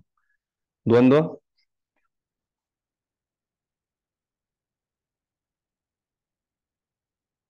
ऑनलाईन बघता द्वंद्व, तुम्ही द्वंद्वात अडकले सगळे.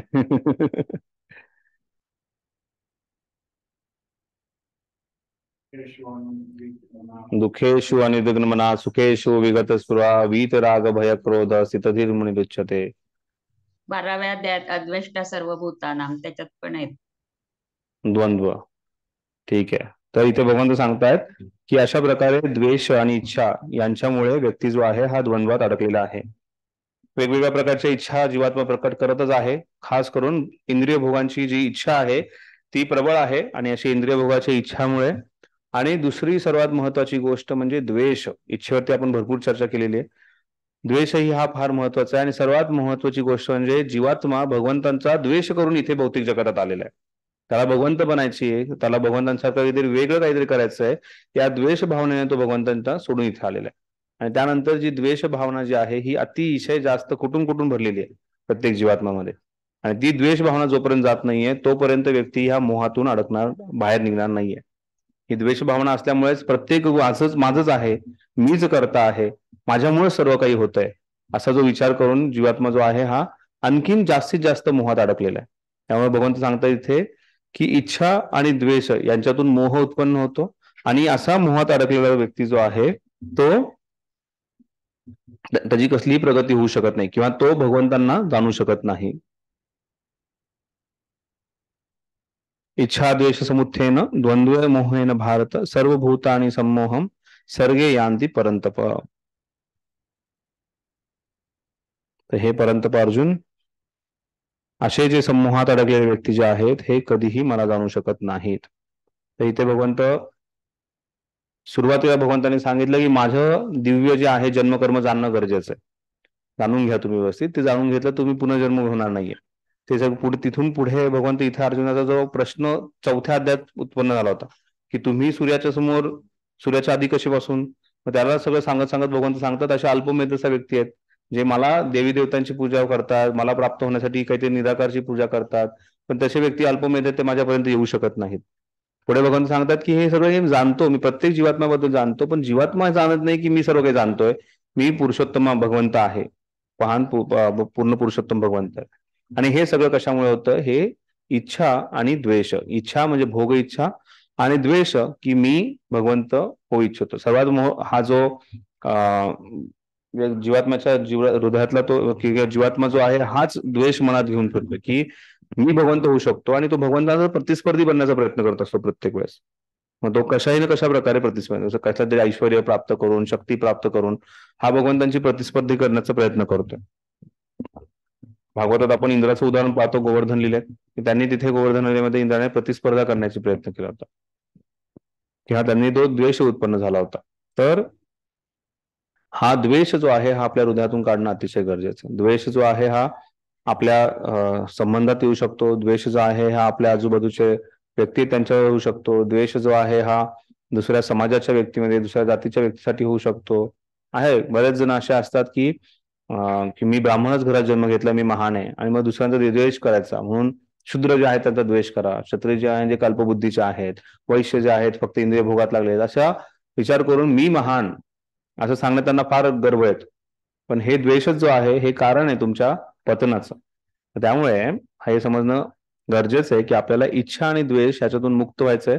यातून मुक्त झाला व्यक्ती तर समोहातून तो मुक्त होणार आहे. मोहातून द्वंद्वातून मुक्त होईल आणि द्वंद्वातून मुक्त झाला तर मोहातून मुक्त होईल. तात्पर्य, शुद्ध ज्ञानमयी भगवंतांच्या अधीन असणे ही जीवाची वास्तविक स्वरूप स्थिती आहे. या विशुद्ध ज्ञानाद्वारापासून दूर होऊन जेव्हा तो मोहित होतो तेव्हा ज्ञान त्याच्यावर मायाशक्तीचे नियंत्रण येते आणि म्हणून तो भगवंतांना जाणू शकत नाही. इच्छा आणि द्वेषरूपी द्वंद्वामध्ये मायाशक्ती प्रकट होते. इच्छा आणि द्वेषामुळे मनुष्य भगवंतांशी एकरूप होण्याची इच्छा करतो आणि त्याचा द्वेष करतो. इच्छा आणि द्वेषाने दूषित होके किंवा मोहित न होणारे शुद्ध भक्त जाणतात की भगवान श्रीकृष्ण हे आपल्या अंतरंग शक्तीचे अवतीर्ण होतात. परंतु अविद्या आणि द्वंद्वाने मोहित झालेल्या मनुष्याला वाटते की भगवंतांना प्राकृत शक्तीने निर्माण केले आहे, परंतु ते त्याचे दुर्भाग्य आहे. असे मनुष्य मान अपमान सुख दुःख स्त्री पुरुष शुभ अशुभ हर्ष विषाद इत्यादी द्वंद्वांमध्ये राहतात आणि त्यांना वाटते की ही माझी पत्नी आहे, हे माझे घर आहे, मी या घराचा मालक आहे, मी या स्त्रीचा पती आहे. हे सारी मोहित करणारे द्वंद्व आहेत. जे द्वंद्वांनी मोहित होतात ते पूर्णपणे मूर्ख असतात आणि म्हणून ते भगवंतांना जाणू शकत नाही. जे द्वंद्वांनी मोहित आहेत अशी व्यक्ती मूर्ख असं सांगितलेलं आहे. मग आपण हे कुठल्या द्वंद्वात फसलेलो आहोत का हे पाहणं फार गरजेचं आहे आणि त्या द्वंद्वातून बाहेर निघणं अतिशय महत्वाची गोष्ट आहे. अडकले कोणी द्वंद्वामध्ये? नाही ना? सांगा बरं उदाहरण.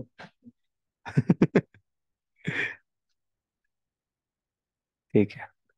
तर ह्या सर्व गोष्टींचा वारंवार विचार करणं गरजेचं आहे आपल्याला भक्ती प्रगती करण्यासाठी. वारंवार ह्या गोष्टीची सर्वे करणं गरजेचं आहे की खरंच मी द्वंद्वात आहे का, कितपत आहे, कसा आहे आणि त्यातून मी कसं बाहेर निघू शकतो याचा पूर्णपणे प्रयत्न करावा.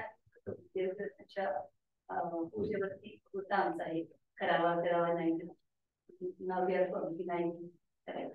ना म्हणजे आता आज नाही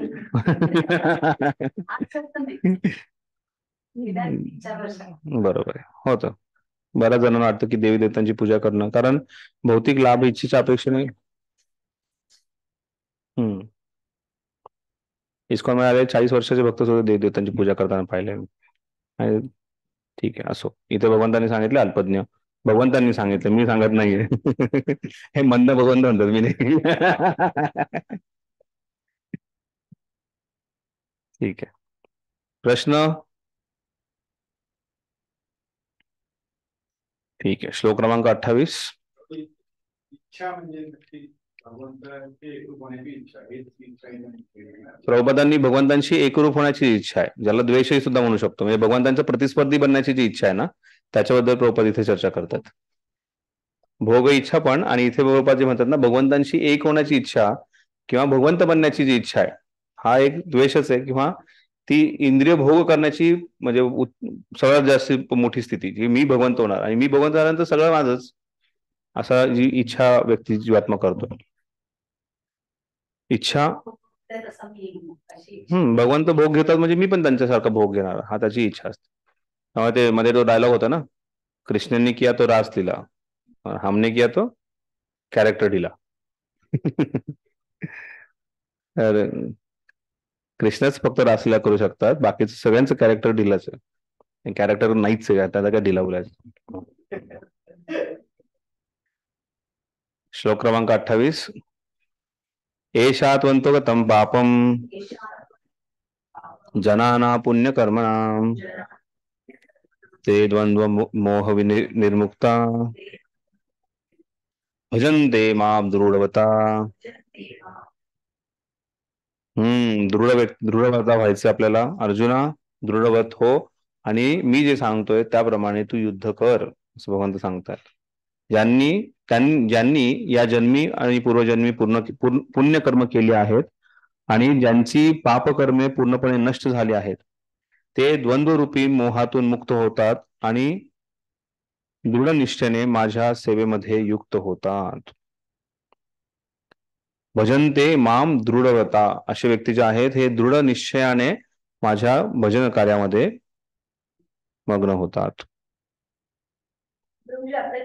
काही ठिकाणी सांगितलं जातं ना की भगवंतांची भक्तीशी पुण्यकर्मांचा काही नाहीये. हो, आपण एनओडी मध्ये भक्ती रसामृत सिंधूच्या पहिल्या अध्यायातच आपण शिकणार आहोत की काहीही संबंध नाहीये पुण्य आणि पापकर्मांचा भगवंतांच्या भक्तीशी. पण इथे सामाजिक म्हणजे एक सामान्य व्यक्ती आहे जो पूर्णपणे ह्या गोष्टी जाणकार नाहीये, भक्ती योगाबद्दल पूर्णपणे जाणत नाही, त्याचा विश्वास दृढ करण्यासाठी भगवंत सांगतात की तू पापाने, त्याला फक्त पापाने पुण्य कळतं, त्याला सुकृती कळत नाही, त्याला भक्तीचे जे क्रेडिट्स आहेत ते कळत नाही. तुम्ही हरे कृष्ण महामंत्राचा जप केल्यानंतर तुम्हाला पापातून मुक्त होतात तेवढंच त्याला कळतं.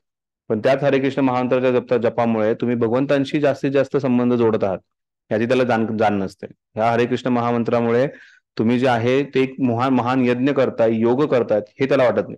त्याच्यासाठी हीच समज आहे. सुरुवाती कोणाला व्यक्तीला आल्यानंतर आपण काय सांगतो की तू फक्त हरे म्हणाला, कृष्ण म्हणाला की तो जो आहे फक्त हरे कृष्ण म्हणाल तर त्याची सर्व जी पाप आहेत त्याची मुक्ती आहे. मग त्याला पाप आणि पुण्य एवढीच गोष्ट कळते.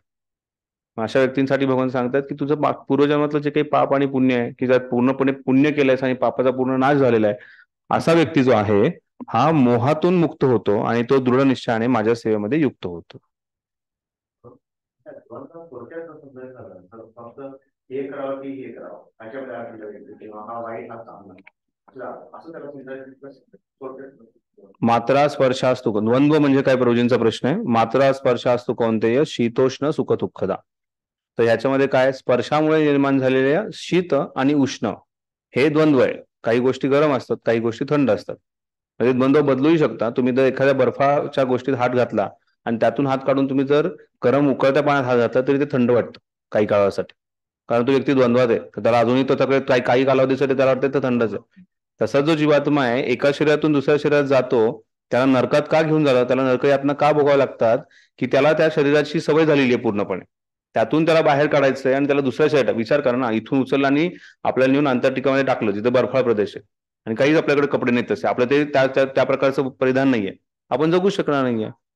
तशाच प्रकारे जीवात्म्याला जर एखाद्या गाढवाच्या जन्मातून काढलं आणि किंवा मनुष्याच्या जन्मातून गाढवात टाकलं, ते सोपं होऊ शकतं. मनुष्यातून गाढवात लगेच ट्रान्सफॉर्मेशन होऊ शकते, पण गाढवाला मनुष्यात जाणं अवघड होईल. तर असं जर त्याचं परिवर्तन करायचं असेल तर तो जीवात्मा जो आहे त्याला जमणार नाही. तर सांगायचं तात्पर्य हे आहे की द्वंद्व जे आहे ते शीत आणि उष्ण ज्याप्रमाणे आहे त्याप्रकारे सुख आणि दुःख हे द्वंद्व आहे. द्वंद्व समजून घ्यायचं असेल तर व्यक्तीला सुख येतं, परत दुःख येतं, परत सुख येतं आणि दुःख येतं, आणि ह्या द्वंद्वामध्ये तो पूर्णपणे मोहित आहे. त्याला दुःख आल्यानंतर त्याला वाटतं की नाही सुख दिसतंय मला. म्हणजे जो मृगजळाच्या पाठीमागं पाडणारा तो चातक पक्ष आहे, त्याला वाटतं की हो सुख समोर आहे, मला मिळणारच आहे, मी जातोय आणि तिथपर्यंत जातो, थकतो, तरी पाणी मिळत नाही. तशाच प्रकारे जीवात्मा जो आहे ह्या द्वंद्वामध्ये अडकलेला आहे. त्याला सुख दुःख, मान अपमान, नंतर थंड गरम, किंवा स्त्री आणि पुरुष, स्वतःला प्रकृती म्हणजे आपण जे आहोत हे प्रकृती आहोत, आपण स्वतःला जर पुरुष म्हणून समजत असेल तर हा मूर्खपणा आहे. जसं भक्तितीर्थ महाराज प्रभुपादांना भेटले आणि प्रभुपादांना सांगत होते की प्रभुपाद, इथे मी अमेरिकेमध्ये, ते त्यावेळेस अमेरिकेतल्या एका ह्याच्यामध्ये होते, मंदिरामध्ये ब्रह्मचर्यमध्ये होते. प्रभुपाद इथे अमेरिकेमध्ये मी आहे, हे सगळे भक्त आहेत, पण हे मला तरीही दिसतं की माझा इथे रेसिझम आहे. अमेरिकेमध्ये काळे आणि गोरे जे व्यक्ती आहेत त्यांच्यामध्ये खूप वादविवाद होता. जसं आपल्याकडे शूद्र आणि ब्राह्मण यांच्यामध्ये वादविवाद असतो की हा, तसं काळे आणि गोरे, त्यामुळे भारतामध्ये जातीवाद आहे असं ब्रिटिशर्स लिहून गेले. जातीवाद त्यांनीच निर्माण केला पण लिहून गेले. तर ते तसं काळे आणि गोरे यांच्यात खूप वादविवाद. तर तसे त्यांना तसा अनुभव येत होता भक्तितीर्थ महाराजांना, कारण त्यांचा वर्ण जो होता हा श्यामवर्ण होता, आणि त्यामुळे त्यांना फार त्या गोष्टीचं दुःख झालं की हे सगळे भक्त आहेत आणि हे भक्त असे का करतात. म्हणून ते प्रभुपादांकडे गेले. प्रभुपादांना म्हणाले प्रभुपाद की मला अशी माझी निंदा होते किंवा मी ब्लॅक आहे म्हणून मला हिनवलं जातंय. प्रभुपाद म्हणतात की तुम्हाला या शरीर स्तरावरून बाहेर येणं गरजेचं आहे, आणि कारण तुम्ही शरीर स्तरावरती त्यामुळे तुम्हाला ह्या गोष्टी दुःख होते, किंवा because you are identifying yourself as a black. तुम्ही स्वतःला मी आफ्रिकन आहे, ब्लॅक आहे हे तुम्ही स्वतःची जाण आहे हे तुम्हाला वाटतंय, म्हणून ह्या गोष्टीचं दुःख होते तुम्हाला. आणि त्या दिवसापासून त्यांनी ह्या गोष्टीवर विचार करणं सोडून दिलं की मी ब्लॅक आहे. अजिबात विचार नाही केला भक्तितीर्थ महाराजांनी त्या गोष्टीचा. तर त्याच प्रकारे मी स्त्री आहे किंवा मी पुरुष आहे ह्या भावाने आपण चाललं तर मग तो घरातला वाद होतो त्याच्यामुळेच होतो. कोण महान, मी स्त्री, मला हे अधिकार मिळाले पाहिजेत, मी पुरुष आहे, मला सन्मान मिळाला पाहिजे, त्यामुळे वाद, किंवा कुठेही, किंवा एखादा कोणावरती जे वादविवाद होतात हे द्वंद्वामुळे होतात. ह्या गोष्टीला द्वंद्व समजायचं. ही स्वतः कोण आहोत ही ओरिजिनल आयडेंटिटी जी आपली आहे ना, जी आपली ओळख आहे खरी, ती खरी ओळख आपण विसरून गेलेलो आहे आणि आपण दुसऱ्या कुठल्या तरी ओळखीला आपण सर्व काही तेच मानतो. म्हणजे काही दिवसापूर्वी ती हे होते ना, तो एक मूवी आला होता राजस्थानी राणीचा, ज्यांनी जोहर केला होता, पद्मावती. तर त्याच्यामध्ये जर ज्यांनी त्याचं त्या मुघल राजाचं ज्यांनी हे केलं होतं ना ऍक्टिंग, हिरो, कोणी बघितला मूवी? वा वा, जय धन्य. तर तो 2 महिने बाहेर निघू शकला नाही, कारण त्या रोलमधून तो बाहेरच आला नाही. तो त्याच्यातच अडकून राहिला.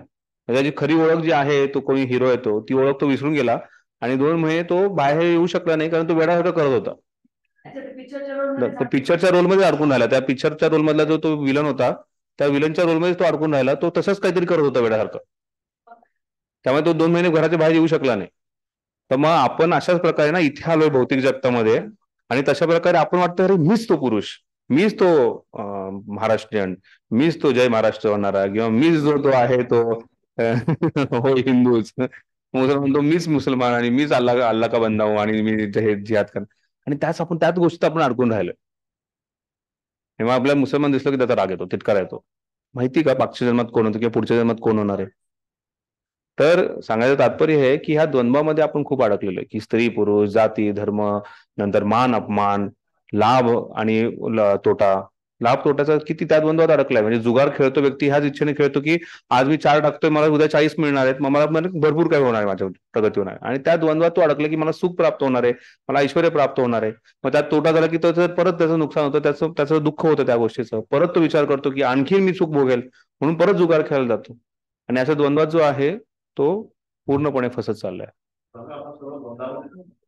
म्हणूनच मी प्रश्न विचारला की आपल्यापैकी कित्येक जण द्वंद्वातून बाहेर निघालेले आहेत, कोणीच उत्तर नाही दिलं. आणि संस्कृत भाषेत सांगतात, एक सुभाषित आहे, मौनम संमती लक्षण. कोणी उत्तर देत नाही म्हणजे त्या लक्षण ते सांगतात संमती, किंवा आम्ही द्वंद्वातून मुक्त आहोत.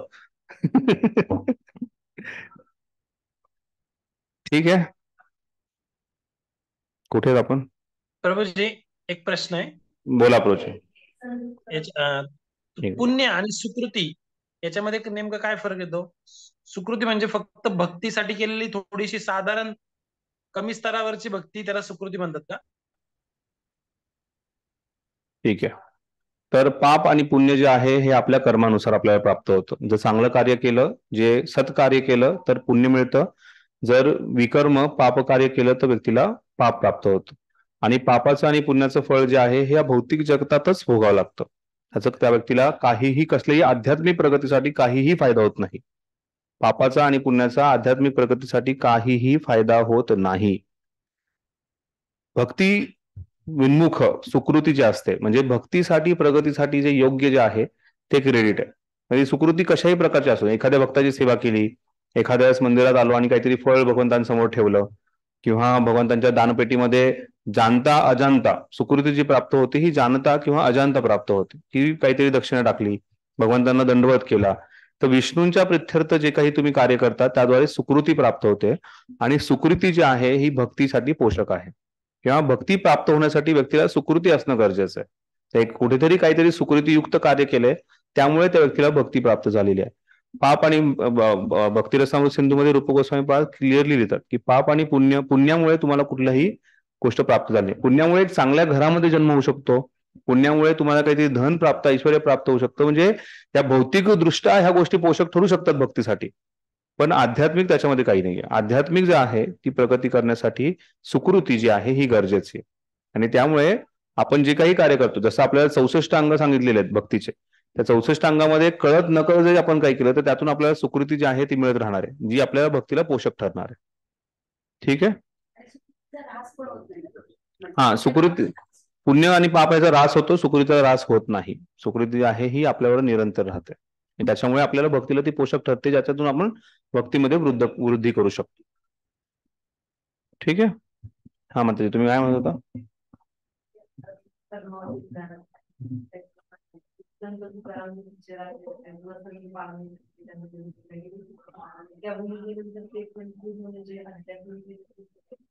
पण त्यांनी भगवंतांना ते फक्त निराकार म्हणून समजू शकले. तुकाराम महाराजांची मूवी पाहिल्यानंतर माताजी सांगतायत की जे तुकाराम बनले होते त्यांनी संन्यास घेतला, त्यांनी असं त्यानंतर संन्यास घेतला ते मूवी नंतर, आणि ते पूर्णपणे भक्तीचं पालन करण्याचा प्रयत्न केला. पण त्यांनी दुर्भाग्य आहे वारकरी संप्रदायाचं की ते फक्त निर्विशेष आणि निर्गुण निराकारच समजतात. तर भगवंतांना साकार रूपात त्यांनी पूजा नाही करू शकले. तुकाराम महाराजांनी भगवंतांची साकार रूपात पूजा केली होती. ठीक आहे, अजून कोणाचा काही प्रश्न आहे? या जन्मी आणि पूर्वजन्मी पुण्यकर्म केली आहेत आणि त्याची पापकर्म पूर्णपणे नष्ट झाले आहेत, हे द्वंद्वरूपी मोहातून मुक्त होतानाही दृढ निष्ठेने माझ्या सेवेमध्ये युक्त होतात.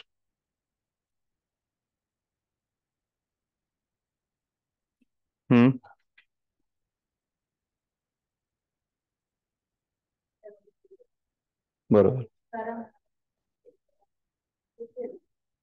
भक्ती करत राहिले तर भगवंतांनी त्यांना अशी प्राप्ती दिली की तुम्ही निराकार आहे अशा प्रकारे भगवंतच भक्ती करायची. नाही, इथे काय झालंय, व्यक्ती जसं हे आपण पाहिलं ना, द्वंद्वामुळे व्यक्ती जो आहे हा संमत जातो. मग त्यांचंही द्वंद्व आहे की कोणतं योग्य आहे, हा संप्रदाय योग्य की ते संप्रदाय, हे ज्ञान योग्य की त्या. त्यांनी तिथे मूवीमध्ये तो रोल केला तुकाराम महाराजांचा, पण त्याच्यानंतर ते त्यांनी कोणत्या गोष्टीचा, कोणत्या ज्ञानाचा, कोणत्या संप्रदायाचा स्वीकार केला हे फार महत्वाचं आहे. त्यांनी जर त्या प्रकारच्या ज्ञानाचा स्वीकार केला असेल तर त्या गोष्टी त्यांना तसे प्राप्त झालेत. आणि त्यामुळे भगवंत सांगतात की ज्या ज्या व्यक्तीची जशी जशी श्रद्धा असणार आहे त्या त्या श्रद्धेनुसार मी त्याची श्रद्धाची दृढ करतो. मग त्यानंतर हे कधी सांगितलं, चार चार श्लोक आधी भगवंतांनी सांगितलं की मी जशी जशी त्याची म्हणजे ज्याची देवतांवरती श्रद्धा आहे तशी मी त्याची श्रद्धा दृढ करतो, ज्याची निराकार म्हणून श्रद्धा आहे त्याची निराकार म्हणून श्रद्धा मी दृढ करतो. आणि पुढे भगवंत सांगतात की ज्या व्यक्तीला दृढव्रत भक्तीमध्ये दृढव्रत व्हायचं असेल, भजन ते माम दृढता, माझी जर दृढपणे भक्ती करायची असेल तर तशी श्रद्धा मी त्यालाही देणार आहे. तर फक्त इच्छा तीच असते. तर एक तर इच्छा ठेवतात ना, हा, त्यामुळे पण त्यांची तीच तर ती जीवात्म्याने ज्या प्रकारची इच्छा प्रकट केलेली आहे त्या त्या प्रकारे भगवंत त्याला ज्ञान देतात. जर त्याने योग्य गुरु भेटले तर काय वाटतं नाही, मग गुरुची कृपा असणं त्यात झालेलं आहे. बरोबर, ठीक आहे. श्लोक क्रमांक 29. मी तात्पर्य वाचत नाही, याचा अर्थ असं नाही की तात्पर्य महत्वाचं नाहीये.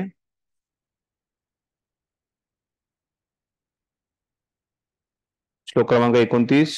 जरा मरण मोक्षाय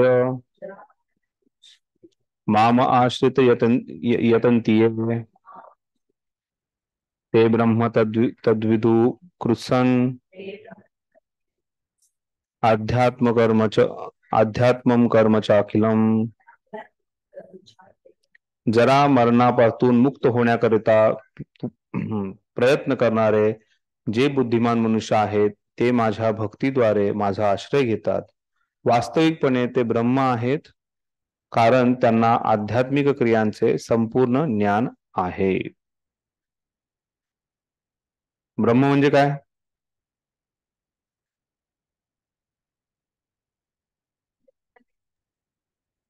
प्रभूजी यस विनायक प्रभू. ब्रह्म म्हणजे काय हा प्रश्न पुढे येणार आहे ना प्रभूजी 8व्या अध्यायाला.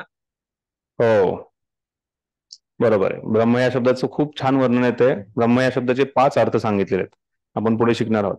त्यामुळे ब्रह्म जे आहे हे फक्त परमसत्य निराकार रूप आहे असं नाहीये. म्हणजे ब्रह्म म्हणजे फक्त ब्रह्मन नाहीये, ब्रह्माग्नी, ब्रह्महवी, ब्रह्म रूप असे एक पूर्ण छान श्लोक आहे. त्यामुळे प्रत्येक ब्रह्म हा शब्द जो आहे त्याचं विशेष वर्णन केलेलं आहे. त्यामुळे इथे ब्रह्म हा जीवात्म्याला सांगितलेला आहे इथे. तर ब्रह्म जो आहे तर तो वास्तविकपणे ते ब्रह्म आहे आणि जीवात्मा जो आध्यात्मिक स्वरूपातला आहे तो म्हणजे ब्रह्म. कारण ब्रह्म हा शब्द आध्यात्मिक आहे. त्यातलं मग कोणतीही गोष्ट जी आहे ही आध्यात्मिक आहे हे समजणं गरजेचं आहे. ठीक आहे, भौतिक नाहीये ते. तर जरा मरणातून मुक्त होण्यासाठी करता प्रयत्न करणारे बुद्धिमान मनुष्य आहेत, तेच माझ्या भक्तीद्वारे माझा आश्रय घेतात. वास्तविकपणे ते ब्रह्म आहेत, ते आध्यात्मिक आहेत. आपण ब्रह्मचर्य आध्यात्मिक असं समजून घेऊ. ते आध्यात्मिक आहेत कारण त्यांना आध्यात्मिक क्रियांचे संपूर्ण ज्ञान आहे. हे जीवात्मा जो आहे, थोडकं उदाहरण द्यायचं म्हणल्यानंतर एखादं लोखंड जे आहे ते बाहेरच्या वातावरणामध्ये काही महिन्यांसाठी ठेवलं, ऊन पाऊस वारा आला तर त्याच्यावरती गंज चढतो. मग त्या गंजाचं केवढं आवरण आहे होईल त्यानुसार त्याची ओळख विसरून जातो माणूस. त्या कुठल्याही मेटलची ओळख माणूस विसरून जाऊ शकतो.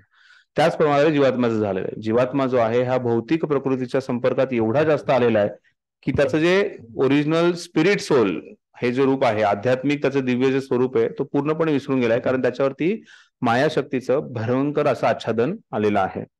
तर त्यामुळे ह्या आच्छादनातून जेव्हा व्यक्ती मुक्त होतो म्हणजे जन्ममृत्यूच्या चक्रातून मुक्त होतो. इथे छान एक शब्द मला फार आवडला, जरा आणि मरण सांगितलं.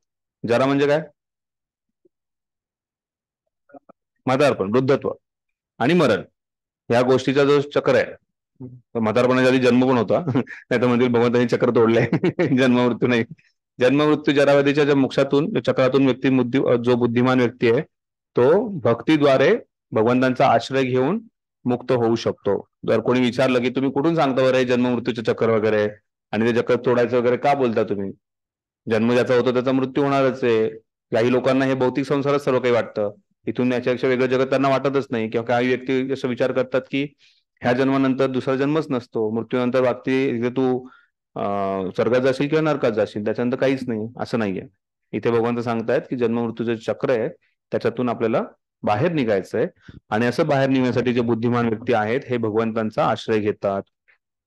आणि असे व्यक्ती आश्रय घेऊ का शकतात? कारण त्यांचं ओरिजिनल पोझिशन जे आहे, त्यांचं जे ओरिजिनल स्वरूप जे आहे ते म्हणजे आध्यात्मिक आहे, ते ब्रह्म आहे.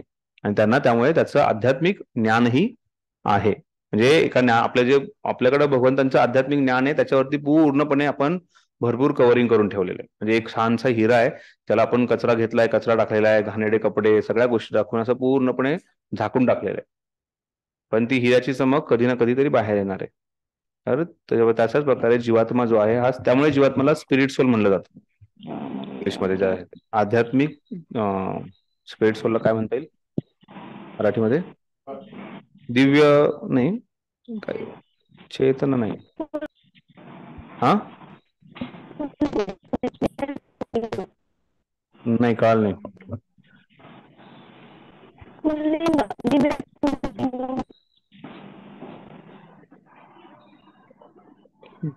नाही माताजी, आवाज येत नाही, तुमचा कळत नाहीये. हरे कृष्ण, येतोय आवाज? आवाज कट होतोय माताजी मध्ये मध्ये, त्यामुळे स्पष्टपणे कळत नाहीये काय म्हणतात. येते प्रभूजी, धन्यवाद. माताजी तुमच्याकडे रेंज कमी वाटतं, त्यामुळे कळत नाहीये काय बोलताय तुम्ही.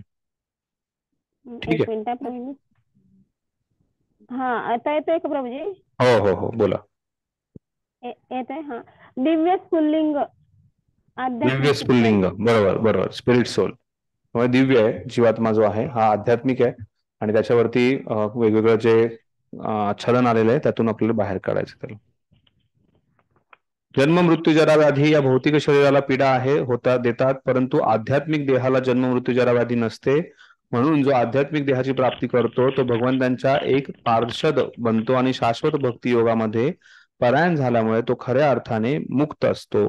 अहम ब्रह्मास्मी, मी ब्रह्म आहे असे सांगितले जाते की मनुष्याने आपण ब्रह्म आत्मा असल्याचे जाणले पाहिजे. अहम ब्रह्मास्मी या श्लोकाचं जे मायावादी आहेत तो चुकीचा अर्थ काढतो. काय अर्थ काढतात मायावादी अहम ब्रह्मास्मी? मी ब्रह्म आहे वो असं. मी ब्रह्म हरे आहे. कृष्ण प्रभूजी. हो, मग आहे ना, बरोबर आहे ना, मग तुम्ही ब्रह्म आहे ना सगळं, म्हणजे आपला जीवात्मा ब्रह्मच आहे. अहम ब्रह्मास्मी म्हणजे मी पूर्ण ब्रह्म आहे, परम सत्य, परम कृपाळू, परम दयालू, प्रातस्मरणीय, आदरणीय, म्हणजे काही मी सर्व काही आहे. मी सर्व कारणम आहे. कधी ना कधी हा भाव आपल्यामध्ये येतोच कुठे ना कुठे. म्हणजे एखादा व्यक्ती डिपार्टमेंट चालवत असेल, एखादा व्यक्ती घर चालवतोय, तो स्वतःला विचार करतो मीच सर्व काही करतोय. हा, तर त्यामुळे करता अहम जो आहे त्यातून बाहेर निघणं गरजेचं आहे. आणि हा भाव कुठून येतो? कारण हे आच्छादन एवढं जास्त झालेलं आहे, मायाशक्तीचा एवढा प्रभाव आहे की मीच भगवंत आहे, ही भगवंत बनण्याची जी जी दृढ इच्छा आहे ती बाहेर काढणं गरजेचं आहे आपल्याला. शुद्ध भक्त हे दिव्य ब्रह्मस्तरावरती स्थित असतात आणि दिव्य क्रियांचे त्यांना पूर्ण ज्ञान असते.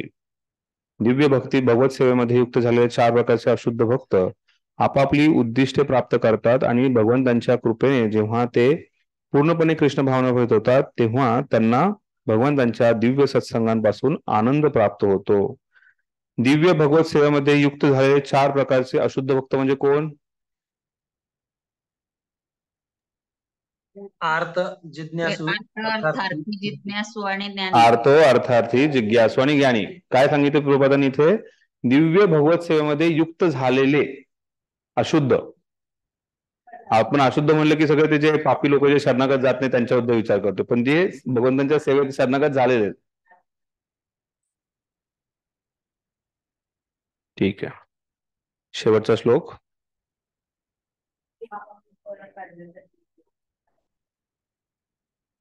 अहंपरा काढण्यासाठी काय करायचं? अहंपरा काढण्यासाठी भगवंतांचं नामस्मरण वारंवार आपल्याला आठवण करून देणे. गोपीर भरतूर पदकमलयोर दास दास दासवणदास, नाहम विप्रो नच नरपती, नापी वैश्यो न शूद्रो, नाहम वर्णी नच ग्रहपतीर वो वनस्तो गतिर्वा. मी नाहम विप्रो, मी ब्राह्मण नाहीये, क्षत्रिय नाहीये, वैश्य नाहीये, शूद्र नाहीये, मी गृहस्थ नाहीये, ब्रह्मचारी नाहीये, संन्यासी नाहीये, वानप्रस्थ नाहीये. हे समजून घेणं फार गरजेचं आहे. मी स्त्री नाहीये, मी पुरुष नाहीये, हे वारंवार सांगणं गरजेचं आहे. मी पती नाहीये, मी पत्नी नाहीये, मी मालक नाहीये, चालक नाहीये. किती ठिकाणी मी लावतो आपण. त्यामुळे मी शिवाजी महाराजांची कथा सांगतो नेहमी. शिवाजी महाराजांच्या काळामध्ये जे त्यांचे आर्किटेक्चर होते, ज्यांनी खास करून रायगड बांधला, त्यांनी भरपूर जे किल्ले आहेत त्यांनी बांधले, पण रायगड बांधला. काय नाव त्यांचं? हिरोजी इंदुलकर त्यांचं नाव होतं. तर हिरोजी इंदुलकरांनी काय केलं, जेव्हा रायगड बांधला त्यावेळेस रायगडावरती आपण आपलं घर बांधलं की लिहितो ना, माननीय श्री डॉट डॉट डॉट, माननीय सौ डॉट डॉट डॉट, आणि मग आणखीन आणि अभिमानाने लिहितो, मोठी पाटी लावतो. काही मिश्रा निवास किंवा काही, आता कोणाचं नाव घेत नाही, तो मिश्रा नसेल ना कोणी, शर्मा निवास वगैरे जे काही नावं टाकतात, किंवा म्हणजे पाटील असतात त्यांना वाटतं आम्ही पाटील आहोत. खास करून पाटील वगैरे यांना वाटतं की पाटील आम्ही भोसले, जे काही अभिमान त्यांना. पण त्यांनी काय केलं, त्यांनी जेव्हा पुढे रायगड बांधला त्याच्यावर रायरेश्वराची जी मंदिर बांधलं, त्या रायरेश्वराच्या मंदिराची शेवटची जी खालची पायरी आहे, अजूनही त्या पायरीवरती लिहिलंय, सेवेशी तत्पर हिरोजी इंदुलकर, असं त्यांनी लिहिलं की सेवेला नेहमी तत्पर. आणि त्यांनी सर्वात पहिली इच्छा व्यक्त केली शिवाजी महाराजांकडे की तुम्ही ह्या पायरीवरती पाय देऊन जायचं, की मी तुमच्या चरणी आहे, तुमचा दास आहे. म्हणजे हे पाहायला गेलं तर भौतिक आहे, आता आध्यात्मिक काही नाहीये. शिवाजी महाराज हे महान होते, भगवंतांची शक्ती विशेष काहीतरी होते आपण मानू शकतो, पण ते भगवंत नाही आहेत. आणि त्यांना म्हणजे आहेत काही असे शिवभक्त, शिवलीला गाणारे शिवभक्त आहेत. शिवलीला नाहीये ती, शिवाजी महाराजांची कथा आहे ती. शिवभक्त होणं हे चुकीचं आहे. शिवभक्त नाही व्हायचं, त्यांनी दिलेल्या तत्वांचं पालन करू शकता, त्यांनी जसं रांतराजे झाले, त्यांनी गो ब्राह्मण हित केलं, अशा गोष्टीचं पालन करू शकतो. पण म्हणजे मला खूप सन्मान आहे शिवाजी महाराजांबद्दल, मी असं कुठे त्यांचा तिरस्कार करू शकत नाही, निंदा करू शकत नाहीये. पण इथे समजायचं हे की इथे हिरोजी इंदुलकर काय सांगतायत त्यांच्या कार्यातून, की मी त्याच्या दासभावाने. आणि इतके मूर्ख व्यक्ती आहेत या जगामध्ये की कुठलाही फालतू जो नेता असतो, जो पूर्णपणे पापकार्यामध्ये भोगवृत्तीमध्ये लागलेला आहे, अशा पापी व्यक्तीसाठी स्वतःला जाळून घेणं, मारणं तयार होतात. म्हणजे त्या नेत्याने सांगितलं, कोणीतरी एक तरुण मुलगा येतो, मी आज जला लुंगा, नाही तो हमें हमारे आमच्या हक्क पूर्ण करा, आम्हाला हे द्या, त्या म्हणून जाळून घेतात, मरतात असे मूर्ख व्यक्ती. असे कित्येक उदाहरणं भारत देशात झालेले आहेत. काय ह्याला दास तो म्हणत नाही, याला मूर्खपणा म्हणतात. पण आपला भाव काय की आपण दास आहोत. मी राजा नाहीये, मी राणी नाहीये, मी मंदिरचा अध्यक्ष नाहीये, मी डिपार्टमेंटचा अधिकारी नाहीये, मी काउन्सिलर नाहीये, मी काउन्सिली नाहीये. हे सगळं मी जे आहे ना, हे वारंवार आपल्याला आठवण करून देणं गरजेचं आहे की नाहीये मी. बाहेर निघणं गरजेचं आहे ह्याच्यातून. एक छोटीशी गोष्ट भेटली ना, छोटासा अधिकार मिळाला, कुठेही मंदिरातही अधिकार भेटल्यानंतर वाटतं की मी अमुक झालेला, आणि मी त्यानुसार तो व्यक्ती जो आपला गर्व अधिकार दाखवायचा प्रयत्न करतो आणि अपराध करतो आणि आपल्या भक्तीचं मध्ये पतन करून घेतो. त्यामुळे वारंवार, त्यामुळे मी सांगतोय प्रभुपाद, त्यामुळे 3ऱ्या अध्यायाच्या एका श्लोकात तात्पर्यात लिहितात, repetition of something makes man perfect. वारंवार त्या गोष्टीला आठवणं, वारंवार त्या गोष्टीचं पालन करणं व्यक्तीला परिपूर्ण बनवतो. त्यामुळे जर आपल्याला अहमपणा काढायचा असेल तर वारंवार या गोष्टीची आठवण देणं गरजेचं. दुसरी गोष्ट, अहमपणा काढायचा असेल तर आपल्याला सेवा करणं गरजेचं. जोपर्यंत आपण भक्त, वैष्णव, गुरु आणि कृष्ण यांची सेवा करत नाही तोपर्यंत आपल्यामधला अहम भाव जो आहे तो जाणार नाही. भक्ती सिद्धांत सरस्वती ठाकूरांचं उत्तम उदाहरण आहे. भक्ती सिद्धांत सरस्वती ठाकूर प्रवचन देत होते, प्रवचनामध्ये एकाने हात उभा केला, तर ते मालवीय म्हणून त्यावेळेसचे भक्ती सिद्धांत सरस्वती ठाकूरांचे सगळ्यात मोठे डोनर होते. त्यांनी सांगितलं, तुम्हाला प्रश्न आहे, तुम्ही जा, तिथेच अमुक काही भक्त बसलेत, भांडे घासतात, त्यांना मदत करा, त्यांच्यावर सेवा करा. ते तिथे गेले, भांडे घासून परत भक्ती सिद्धांत ठाकूरांकडे आले आणि भांडे घासून त्यांनी आता विचारा काय प्रश्न. आणि माझ्या सर्व प्रश्नांची उत्तर मला मिळाली, मला काहीही प्रश्न नाहीये. तर त्यामुळे भक्तीमध्ये जर प्रगती करायची असेल तर भगवंत, भक्त आणि गुरु यांची, गुरु इज ऑल्सो डिवोटिव्ह, म्हणजे भक्तच आहेत ते, पण स्पेसिफिक गुरु यांची सेवा करणं हा आपल्याला आपला अहमभाव दूर करण्यासाठी गरजेची गोष्ट आहे. मग त्या सेवेमध्ये आपण अहंकाराने सेवा करतोय, करता अहम इति म्हणण्यामध्ये जातोय, की आपण त्या सेवेमध्ये खरंच सेवा भावने जातोय. त्यामुळे before becoming Krishna conscious be conscious Prabhupada म्हणतात. त्यामुळे पूर्णपणे कृष्ण भावना भावित होण्याच्या आधी आपली ऍटलिस्ट मनुष्य स्तरावरती येऊन, समोरचा व्यक्ती भक्त आहे त्या स्तरावरती येऊन पाहणं गरजेचं.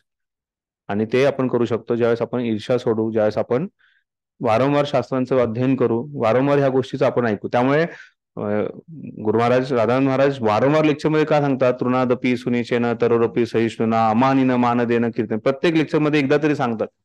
आणि हे वैष्णवांचा गुण आहे, सर्वात महत्वाचा गुण आहे जो चैतन्य महाप्रभूने आपल्याकडून अपेक्षा ठेवलेली आहे, की कमीत कमी या स्तरावरती आपण पोहोचणं गरजेचं. आधीचे जे श्लोक आहेत चैतन्य शिष्टाष्टमचे, त्या श्लोकामध्ये काय आहे की हरिनामाची महिमा सांगितलेली आहे, हरिनाम घेणं गरजेचं सांगितलंय, पण त्यानंतर आपली वृत्ती कशी असावी ते सांगितलेली आहे. काय सांगितलंय, तृणादपी सुनिचेना तरुरपी सहिष्णुना अमानिना मान देणं केत. मग पुढे आई नंद किनुजा किंकर, त्यानंतर अश्लीसेवा पादरथम, हे खूप उच्च स्तर आहेत. मी पूर्णपणे कृष्णाच्या चरण कमळाच्या धूळ मी बनून राहणार आहे, किंवा कृष्ण तुमची जर इच्छा असेल धुळीचा कण म्हणून राहणार आहे, किंवा कृष्ण तुमची इच्छा असेल तर मला मारा आणि तो तुमची इच्छा असेल तर मला मिठी द्या.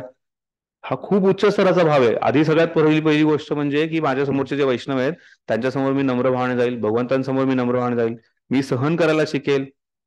त्यानंतर मी नेहमी कीर्तन करण्याचा प्रयत्न करेल. कुठल्याही न धनम न जनम न सुंदरीम कविताम वा जगदीश काम आहे, त्या कुठल्याही गोष्टीची कामना न करत मी पुढे प्रगती करेल. आणि त्यानंतर मग भगवंतांच्या चरण कमलाची धुळी बनणार आहे, किंवा नित्यवास करायचा भगवंताबरोबर, किंवा भगवंत जसं तुम्हाला माझ्याशी वागायचं ते वागा.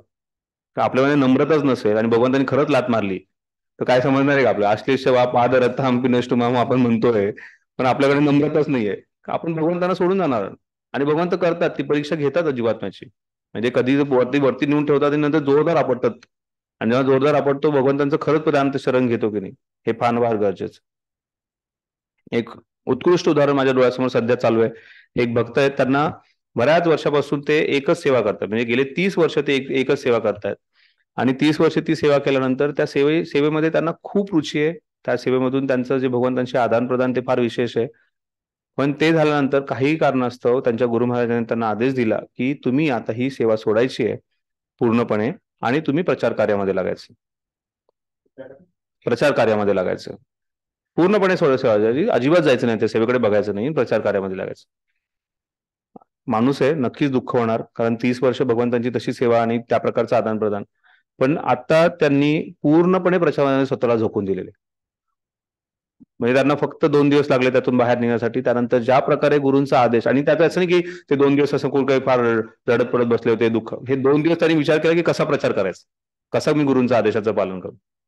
त्यांच्याशीच मी काही दिवसापूर्वी बोलत होतो, त्यांना म्हणलं की तुम्ही इतके वर्ष तुम्हाला बऱ्याच वेगवेगळ्या प्रकारचा त्रास झाला, मग तुम्ही का बरं सोडून गेला नाही तुम्ही, किंवा कशी इच्छा झाली नाही का. मग माझ्या गुरूंनी मला सोडून द्यायचा आदेशच नव्हता दिला, माझ्या गुरूंनी मला इथेच राहायचा आणि इथेच सेवा करायचा आदेश दिला होता. तर अशी उत्कृष्ट उदाहरणं आपल्या डोळ्यासमोर आहेत, त्या उदाहरणांना पालन करायचं आपल्याला. आणि त्यामुळे जोपर्यंत चैतन्य महाप्रभूंनी जे आपल्याला सांगितलं, त्यामुळे हे चैतन्य शिष्टाश्रम सिक्वेन्समध्ये जातं, त्यामुळे कधीही जंप मारायचे नाहीये. आज भगवंतांना मला मिठी मारली, आज मला त्यांनी लात मारली, आज मला हे केलं, असलं काहीतरी विचित्र. किंवा एक मध्ये एक काय केस आली होती, त्याला हँडल करत होतो, मला ते थोडंसं मानसिक मेंटल केस वाटत होती. आज ना त्यांचे जे काही भगवंतांचं नाव होतं, त्यांनी मला सांगितलं की आज मला ना छान खीर खाऊ घाल, आणि आज ना मला ह्याच कपड्याचा ड्रेस घालायला मला स्वप्नात येऊन सांगितलं, आणि हे असं. आणि नंतर काय ते सगळं सांगितल्यानंतर 2 महिन्यानंतर वादविवाद का झाला होता, कारण ती मुलगी जी होती ती कोणासाठी प्रेमात पडली, आणि ते प्रेमात पडल्यानंतर त्याच्याशिवाय मी दुसऱ्याशी कोणाशीच लग्न करणार नाही असा विचार करून ती हट्टच पेटला. मग शेवटी तो मुलगा तिला सोडून दुसऱ्या कोणाशी तरी लग्न केलं, म्हणून ती मेंटली इल झाली. आणि तीच मुलगी सांगते की मला भगवंत येऊन स्वप्न सांगतो. मी ह्या गोष्टीला कधी समजू शकत नाही. जर भगवंत असतील तर ह्या गोष्टीची आसक्ती दिसणारच नाही माणसामध्ये कुठलीही. म्हणजे मला कुठल्याही कोणाचंही कंपॅरिझन करायचं नाही किंवा कोणाची निंदा करायची नाहीये, पण उदाहरणासाठी सांगतोय की का सांगतोय मी, चैतन्य महाप्रभूंनी सांगितलंय त्या सिक्वेन्सने जाणं गरजेचं आहे, उड्या मारायच्या नाहीत आपल्याला, जम मारायचं नाही. आज कधीतरी कुठेतरी क्लासमध्ये ऐकलं की राधानाम ही सर्व काही आहे, राधानामच सर्वच आहे. राधानाम महान आहे, पण त्याच्यासाठी राधानामच सर्वस्व आहे, आणि आपण राधा राधा राधा करायचं नाहीये. प्रभुपादांना जरी कोणी राधे राधे म्हटलं तर प्रभुपादांना हरे कृष्ण म्हणायचं. आपला आता सध्याचं स्तर आहे हरे कृष्ण महामंत्राचा जप करायचा, आणि हरे कृष्ण त्यात राधाराणीची जेवढी शक्ती आहे तीच राधानामात शक्ती, वेगळं नाही आहे. म्हणजे सध्याचा जो वाद चाललाय त्या वादावरून सांगतो मी तुम्हाला. हो, त्याच्यामुळे खास सांगणं गरजेचं आहे की बरेच भक्त जे आहेत वृंदावनमधले वेगवेगळे महाराज आहेत त्यांच्याकडे आकर्षित होत आहेत. बऱ्याच भक्तांच्या स्टेटसवरती त्यांच्या लेक्चर ऐकण्यामध्ये मला दिसतंय की बरेच भक्त जे आहेत हे वृंदावनचे 2-3 महान महाराज आहेत. महान आहेत, ते खूप महान आहेत, त्यांना खूप सन्मान आहे, मी त्यांना प्रणाम करतो. पण त्यांचे लेक्चर ऐकतात ते फार उच्च स्तराच्या गोष्टी सांगतायत, प्रभुपादांना हा, आणि त्या स्थितीवर त्या परिस्थितीमध्ये त्या स्थितीमध्ये आपण नाहीये, आणि त्यामुळे जर आपण अशा कुठल्या तरी गोष्टीकडे आकर्षित होऊन जात असेल तर ही चुकीची गोष्ट आहे. आपण पाहणं गरजेचं आहे की त्या स्तरावरती जाण्यासाठी माझ्यामधला काम, क्रोध, मोह, मत्सर दूर झालाय का, हे पाहणं फार गरजेचं आहे. जर आपण ते पाहत नसेल आणि आपण जर फक्त राधे राधे राधे राधे करत काहीतरी करत असं एक सेंटिमेंटल नाही करायचे आपल्याला, भावुक भक्ती नाही करायची आपल्याला, आपल्याला तत्वानुसार करायचंय. राम मूवीचे प्रोग्राम नाही भेटलं होतं तेव्हा. नंतर आम्ही जेहू मंदिरात गेलो. जेहू मंदिरात मंदिर बंद होतं, आम्ही चॅन्टिंग करत होतो. तिथे एक मित्र बीकॉम सेकंड इयर असेल, आणि का माहित नाही पण तो आमच्या जवळ येऊन बसला. तो असं विचारायला लागला, माईक मध्ये का मला मी म्हणजे तिथे ऍज युजल प्रॉब्लेम सांगितले की घरून विरोध आहे, काय करायचं वगैरे वगैरे. मी भगवद्गीता वाचली वगैरे वगैरे. पण नंतर नंतर त्याचं जरा बोलण्यावरून समजलं, तो म्हणत मला खूप प्रेम आहे, भगवंतांवर प्रेम आहे. म्हटलं तुला हे कसं समजलं असं. मग त्याच्याकडे प्रश्न विचारला. म्हटलं तुला जर प्रेम खरंच असेल ना तर तू जप करायला लाग आधी, मग तुझं प्रेम व्यक्त कर, अशा प्रकारे व्यक्त कर, नाही काय करायला पाहिजे. नंतर उठताना तो शेवटी राधे राधे म्हणून गेला. मग समजलं की ते कुठून येतं हे पण समजलं. तर बरोबर. ते डायरेक्ट त्या स्तरावर जाण्याचा प्रयत्न करत होता ते. तर त्यामुळे प्रभुपाद का त्या स्तरावर नव्हते का? प्रभुपादांना माहित नव्हतं का की राधाराणी किंवा कृष्णाची भक्ती किंवा राधाकृष्णाच्या लीला प्रभुपादांना सर्व माहिती होतं? आपल्या आचार्यांना माहित नव्हतं का? आचार्यांनी कित्येक पुस्तकं लिहिलेली आहेत, कित्येक ग्रंथ आहेत ज्याच्यामध्ये पूर्ण राधाराणीचे आणि कृष्णाचे विशेष ज्या लीला आहेत त्यांचं वर्णन केलंय. पण प्रभुपाद आपल्याला त्या आचार्यांची पुस्तकं देऊ शकत नव्हते का? प्रभुपादांनी कित्येक आचार्यांच्या टीकांमधून भागवतमचं ट्रान्सलेशन केलंय. मग प्रभुपाद आपल्याला त्याही गोष्टी देऊ शकत होते. पण प्रभुपादांना माहिती आहे की सध्याच्या कलियुगाच्या जीवात्म्यांची स्थिती काय, आणि जशी जशी प्रगती होणार त्यामुळे प्रभुपाद वारंवार लिहितात, तुम्ही फक्त हरे कृष्ण महामंत्राचा जप करा, तुम्हाला तुमची स्वरूप सिद्धी जी आहे, स्वरूप काय तुमचं ते तुम्हाला नक्की कळेल. आणि जर ह्या गोष्टीवरती विश्वास न ठेवता जर व्यक्ती इकडून तिकडे उड्या मारत असेल, माझा एक खूप जवळचा मित्र गेलाय त्यामुळे मला दुःख आहे या गोष्टीचं, आणि त्याला मी खूप समजून सांगण्याचा प्रयत्न करतोय, त्याला पुन्हा सांगाय त्यांनी दुसरीकडे आश्रय घेतला त्याने. त्यामुळे हे जे चाललंय सध्या, आणि सध्या या ऑनलाईन सोशल मीडियाच्या मार्फत ह्या गोष्टीचा खूप प्रचार प्रसार चाललेला आहे. प्रभुपादांच्या वेळेसही झालं होतं ही गोष्ट. प्रभुपाद गेल्यानंतर तेव्हाचे जे गवळी आचार्य होते त्यांनी बऱ्याचशा इस्कॉनच्या भक्तांना असाच भावभक्ती म्हणून त्यांना ओढून घेण्याचा प्रयत्न केला. इस्कॉन मधून काही जण दूर गेले, ते भावभक्तीचा त्या गोष्टीचं पालन करत होते, त्या बऱ्याच काही गोष्टी झाल्या. तर हा, तो त्या आपल्या स्वतःच्या मनातून निर्माण झालेले इमोशन जे आहेत हे भाव नाही आहेत, हे हृदयातून जेव्हा प्रकट होईल, जेव्हा योग्य होईल त्यावेळेस ते सगळे भाव प्रकट होणार आहेत. त्यामुळे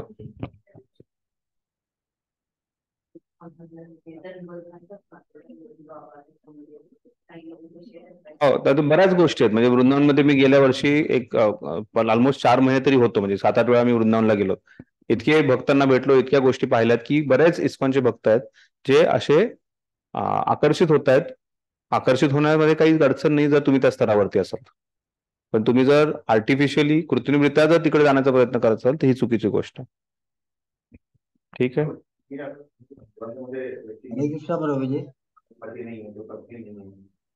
तर त्या केसमध्ये त्याचं म्हणजे अवस्था कशी असणार बरोबर? कारण मुलगा आणि मुलगीने पतीने म्हणजे त्याचे जे मूलभूत कार्य असतात ते होतील का त्याच्याकडनं?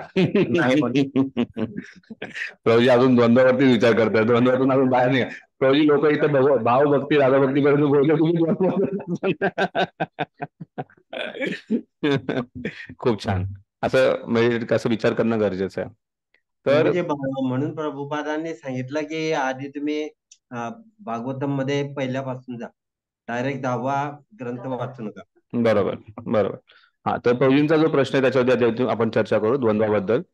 तर द्वंद्व जो आहे, जर त्याच्यातून बाहेर निघायचं असेल तर मी पती म्हणून किंवा मी पुरुष म्हणून कसा जगू शकणार नाही.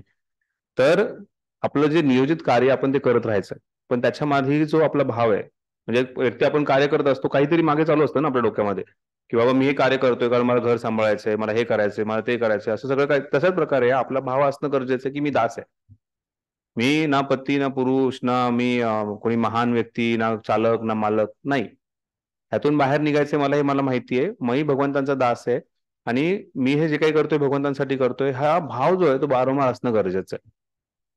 तर मग आपण पुरुष म्हणून आपले जे कार्य आहे ते करणं गरजेचं आहे. त्यातून आपण म्हणू शकत नाही की मी आज प्रकृती आणि प्रकृतीसारखं राहणार, तसं करू शकत नाहीये. किंवा स्त्री म्हणेल की नाही, स्त्रिया म्हणतात बऱ्याच वेळा की आम्ही पुरुषांच्या समान आहोत, त्यामुळे पुरुषांसारखंच मी करणार, त्यांच्यासारखेच कपडे वस्त्र धारण करणार, त्यांच्यासारखंच मी बोलायला चालायला शिकणार, त्यांच्यासारखंच मी युद्ध करणार, मारामारी करणार, शिवागाळ करणार, ते काय. तर तो जो भाव आहे तो बाहेर काढणं गरजेचं आहे की बाबा मीपणा जो आहे ना तो बाहेर काढणं गरजेचं आहे. पहिली गोष्ट म्हणजे आपण शरीर नाही आत्मा हे आठवण करून देणं गरजेचं आहे.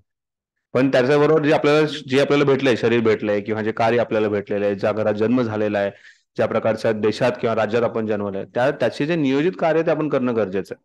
जसं आपण ट्रॅफिक रूल फॉलो करणं गरजेचं आहे. आपण म्हणू शकत नाही की मी आत्मा आहे, मी चाललो असं होणार नाहीये. म्हणजे आत्म्याला आकार नसतो, आत्मा अदृश्य असतो, आत्मा कुठेही जाऊ शकतो, म्हणून मी चाललो असं म्हणून चालणार नाही. ट्रॅफिकचे रूल जे आहेत ते पालन करावेच लागणार आपले. त्याच प्रकारे पुरुष म्हणून आपले जे किंवा स्त्री म्हणून स्त्रीचे जे कर्तव्य आहेत, आई म्हणून आईचे कर्तव्य जे आहेत, पत्नी म्हणून पती म्हणून जे काही कर्तव्य आहेत ते कर्तव्य पूर्ण करणं गरजेचं आहे. पण त्याच्या पाठीमागचा भाव हा आहे, मी भगवंतांचा दास आहे, मी भगवंतांचा अंश आहे, मी जे ध्येय धारण केलेलं आहे त्या देहानुसार ज्या मला पदवी मिळाल्या आहेत त्या माझ्या नाही आहेत. ठीक आहे. हरे कृष्ण प्रभूजी. येस माताजी. म्हणजे प्रभूजी अर्जुन जसा द्वंद्वात पडलेला की मी युद्ध करू का नको करू, म्हणजे त्याला जे कर्तव्य करायचं होतं ते करायचं की नाही करायचं ह्याचा योग्य निर्णय न घेणं म्हणजेच द्वंद्व ना. बरोबर. जसं लाभ आणि लाभो जया जयो, जय आणि अजय, जय मिळेल की पराजय मिळेल हाही त्याचा प्रश्न होता अर्जुनाचा. मी जर जिंकलो तर, नाही तर मी हारलो तर, आणि जरी मी जिंकलो तर मी कोणाबरोबर आनंद भोगू, जर कोणी नसेलच तर असे जे द्वंद्व होते ते द्वंद्व अर्जुनाचे द्वंद्व होते. त्यातून अर्जुनाला बाहेर काढण्याचा भगवंत प्रयत्न करत आहेत. आणि असे द्वंद्व प्रत्येक कलियुगाच्या जीवात्मामध्ये वेगवेगळ्या प्रकारे येणार आहेत. फक्त स्त्री पुरुष नाही, मान अपमान नाही, जय विजय नाही, असे कित्येक द्वंद्व जे आहेत हे जीवात्म्याच्या जीवनामध्ये येणार आहेत. आणि त्या द्वंद्वातून बाहेर निघणं हे अतिशय गरजेचं आहे. ठीक आहे. आपण इथे का पडलो होतो, भावभक्तीपर्यंत का गेलो आपण? बऱ्याच गोष्टीची चर्चा झाली. तृणादपि सुनेचेन तरुरपि सहिष्णुना मानिन मानदेन कीर्तनीय सदाही. हा माताजींचा प्रश्न होता. हम श्लोक क्रमांक 30. साधिभूतादिदैवं मां साधी यज्ञश्च येवदु प्रयाणकालेपि च मां ते विद्धुर्युक्तचेतसा. पूर्णपणे मतपारायण झालेले, जे मला भौतिक सृष्टीचा संचालक, देवतांचा नियंत्रक आणि सर्व यज्ञांचा अधिष्ठाता भगवंत म्हणून जाणतात, ते मृत्यू समयी सुद्धा मला जाणू शकतात. किती सोपं आहे ना. फक्त भगवंतांना संचालक समजायचंय, नियंत्रक समजायचंय, भगवंतांना सर्व यज्ञांचा अधिष्ठाता समजायचंय. सगळं शांतीचं सूत्र पण तेच सांगितलंय, इथेही तेच सांगतायत, वारंवार भगवंत तेच सांगतायत. थोडी सोपी गोष्ट आहे. स्वीकार केलं की झालं. काय होणार पुढे? ते मृत्यू समयी सुद्धा मला जाणू शकतात. माझं दिव्य कर्म जन्म ज्या आणि जर व्यक्तीने जाणलं तर मला त्याचा पुनर्जन्म होणार नाहीये. सोपी की नाही भक्ती? होते आपल्याकडून. त्यामुळे प्रभुपाद म्हणायचे devotional service is it is simple for simple and it is complicated for complicated. त्यामुळे जे जास्त साधे जीवन उच्च विचार याच्यामुळेच म्हणले. जे साधे व्यक्ती आहेत त्यांना भक्ती फार साधी आहे. त्यांना सांगितलं जातं की भगवंतांची भक्ती करा, ठीक आहे. नामजप करा, ठीक आहे. श्रवण करा, ठीक आहे. पठण करा, ठीक आहे. सेवा करा, ठीक आहे. हे सगळ्या गोष्टीचा ते स्वीकार करतात आणि करत राहतात निरंतर. दुसऱ्या जीवात्मा येतो त्यामुळे कर, का, कधी, कसं, कुठे, कशासाठी नाही करणार. असे क्लिष्ट व्यक्ती जे आहेत त्यांना फक्त भक्ती जी आहे ती नेहमी क्लिष्ट वाटणार आहे. जे साधे आहेत त्यांना साधी वाटणार आहे. त्यामुळे आपल्याला साधी राहणी आणि उच्च विचार ठेवणं गरजेचं आहे. Simple living and high thinking. आजकालची लोक जे आहेत ते सिम्पली लिव्हिंग आणि हार्डली थिंकिंग असे आहेत. ठीक आहे. या प्रकारे भगवद्गीतेचे भगवत ज्ञान या 7व्या अध्यायातील भगवत वेदांत भाष्य संपन्न. हरे कृष्ण. या प्रकारे आजचा रविवारचा भक्तिशास्त्री क्लास संपन्न. धन्यवाद.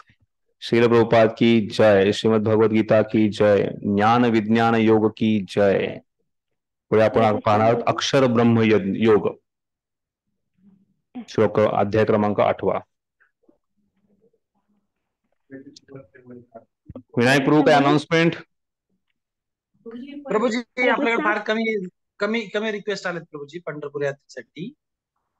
12 पंढरपूर जणांचे धामात जवळपास. भक्तांना जायचं नाहीये का अधिक महिन्यामध्ये?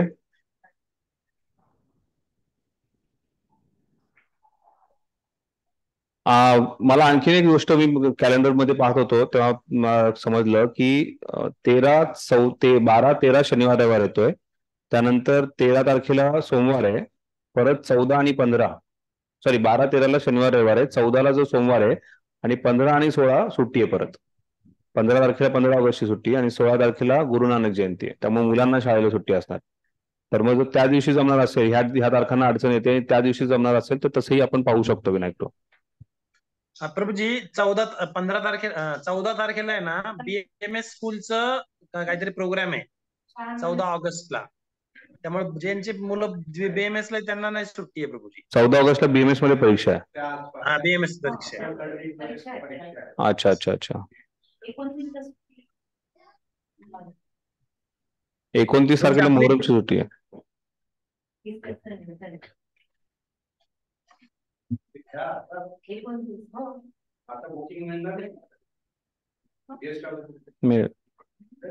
तसे भरपूर भक्त पंढरपूरला जाणार, भरपूर वेगवेगळे ग्रुप जे आहेत ते पंढरपूरला चाललेत.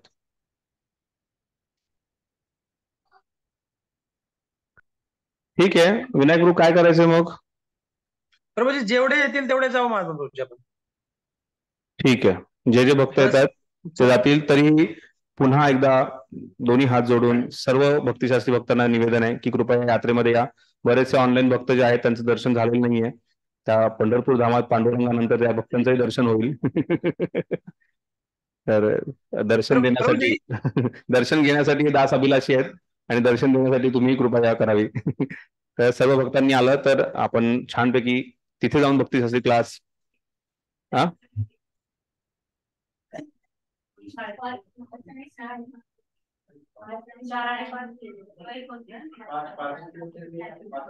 विनायक तारीख बदलायची आहे का? नाही 5-6 योग्य वाटतंय प्रभूजी. 29-30 करायची आहे का?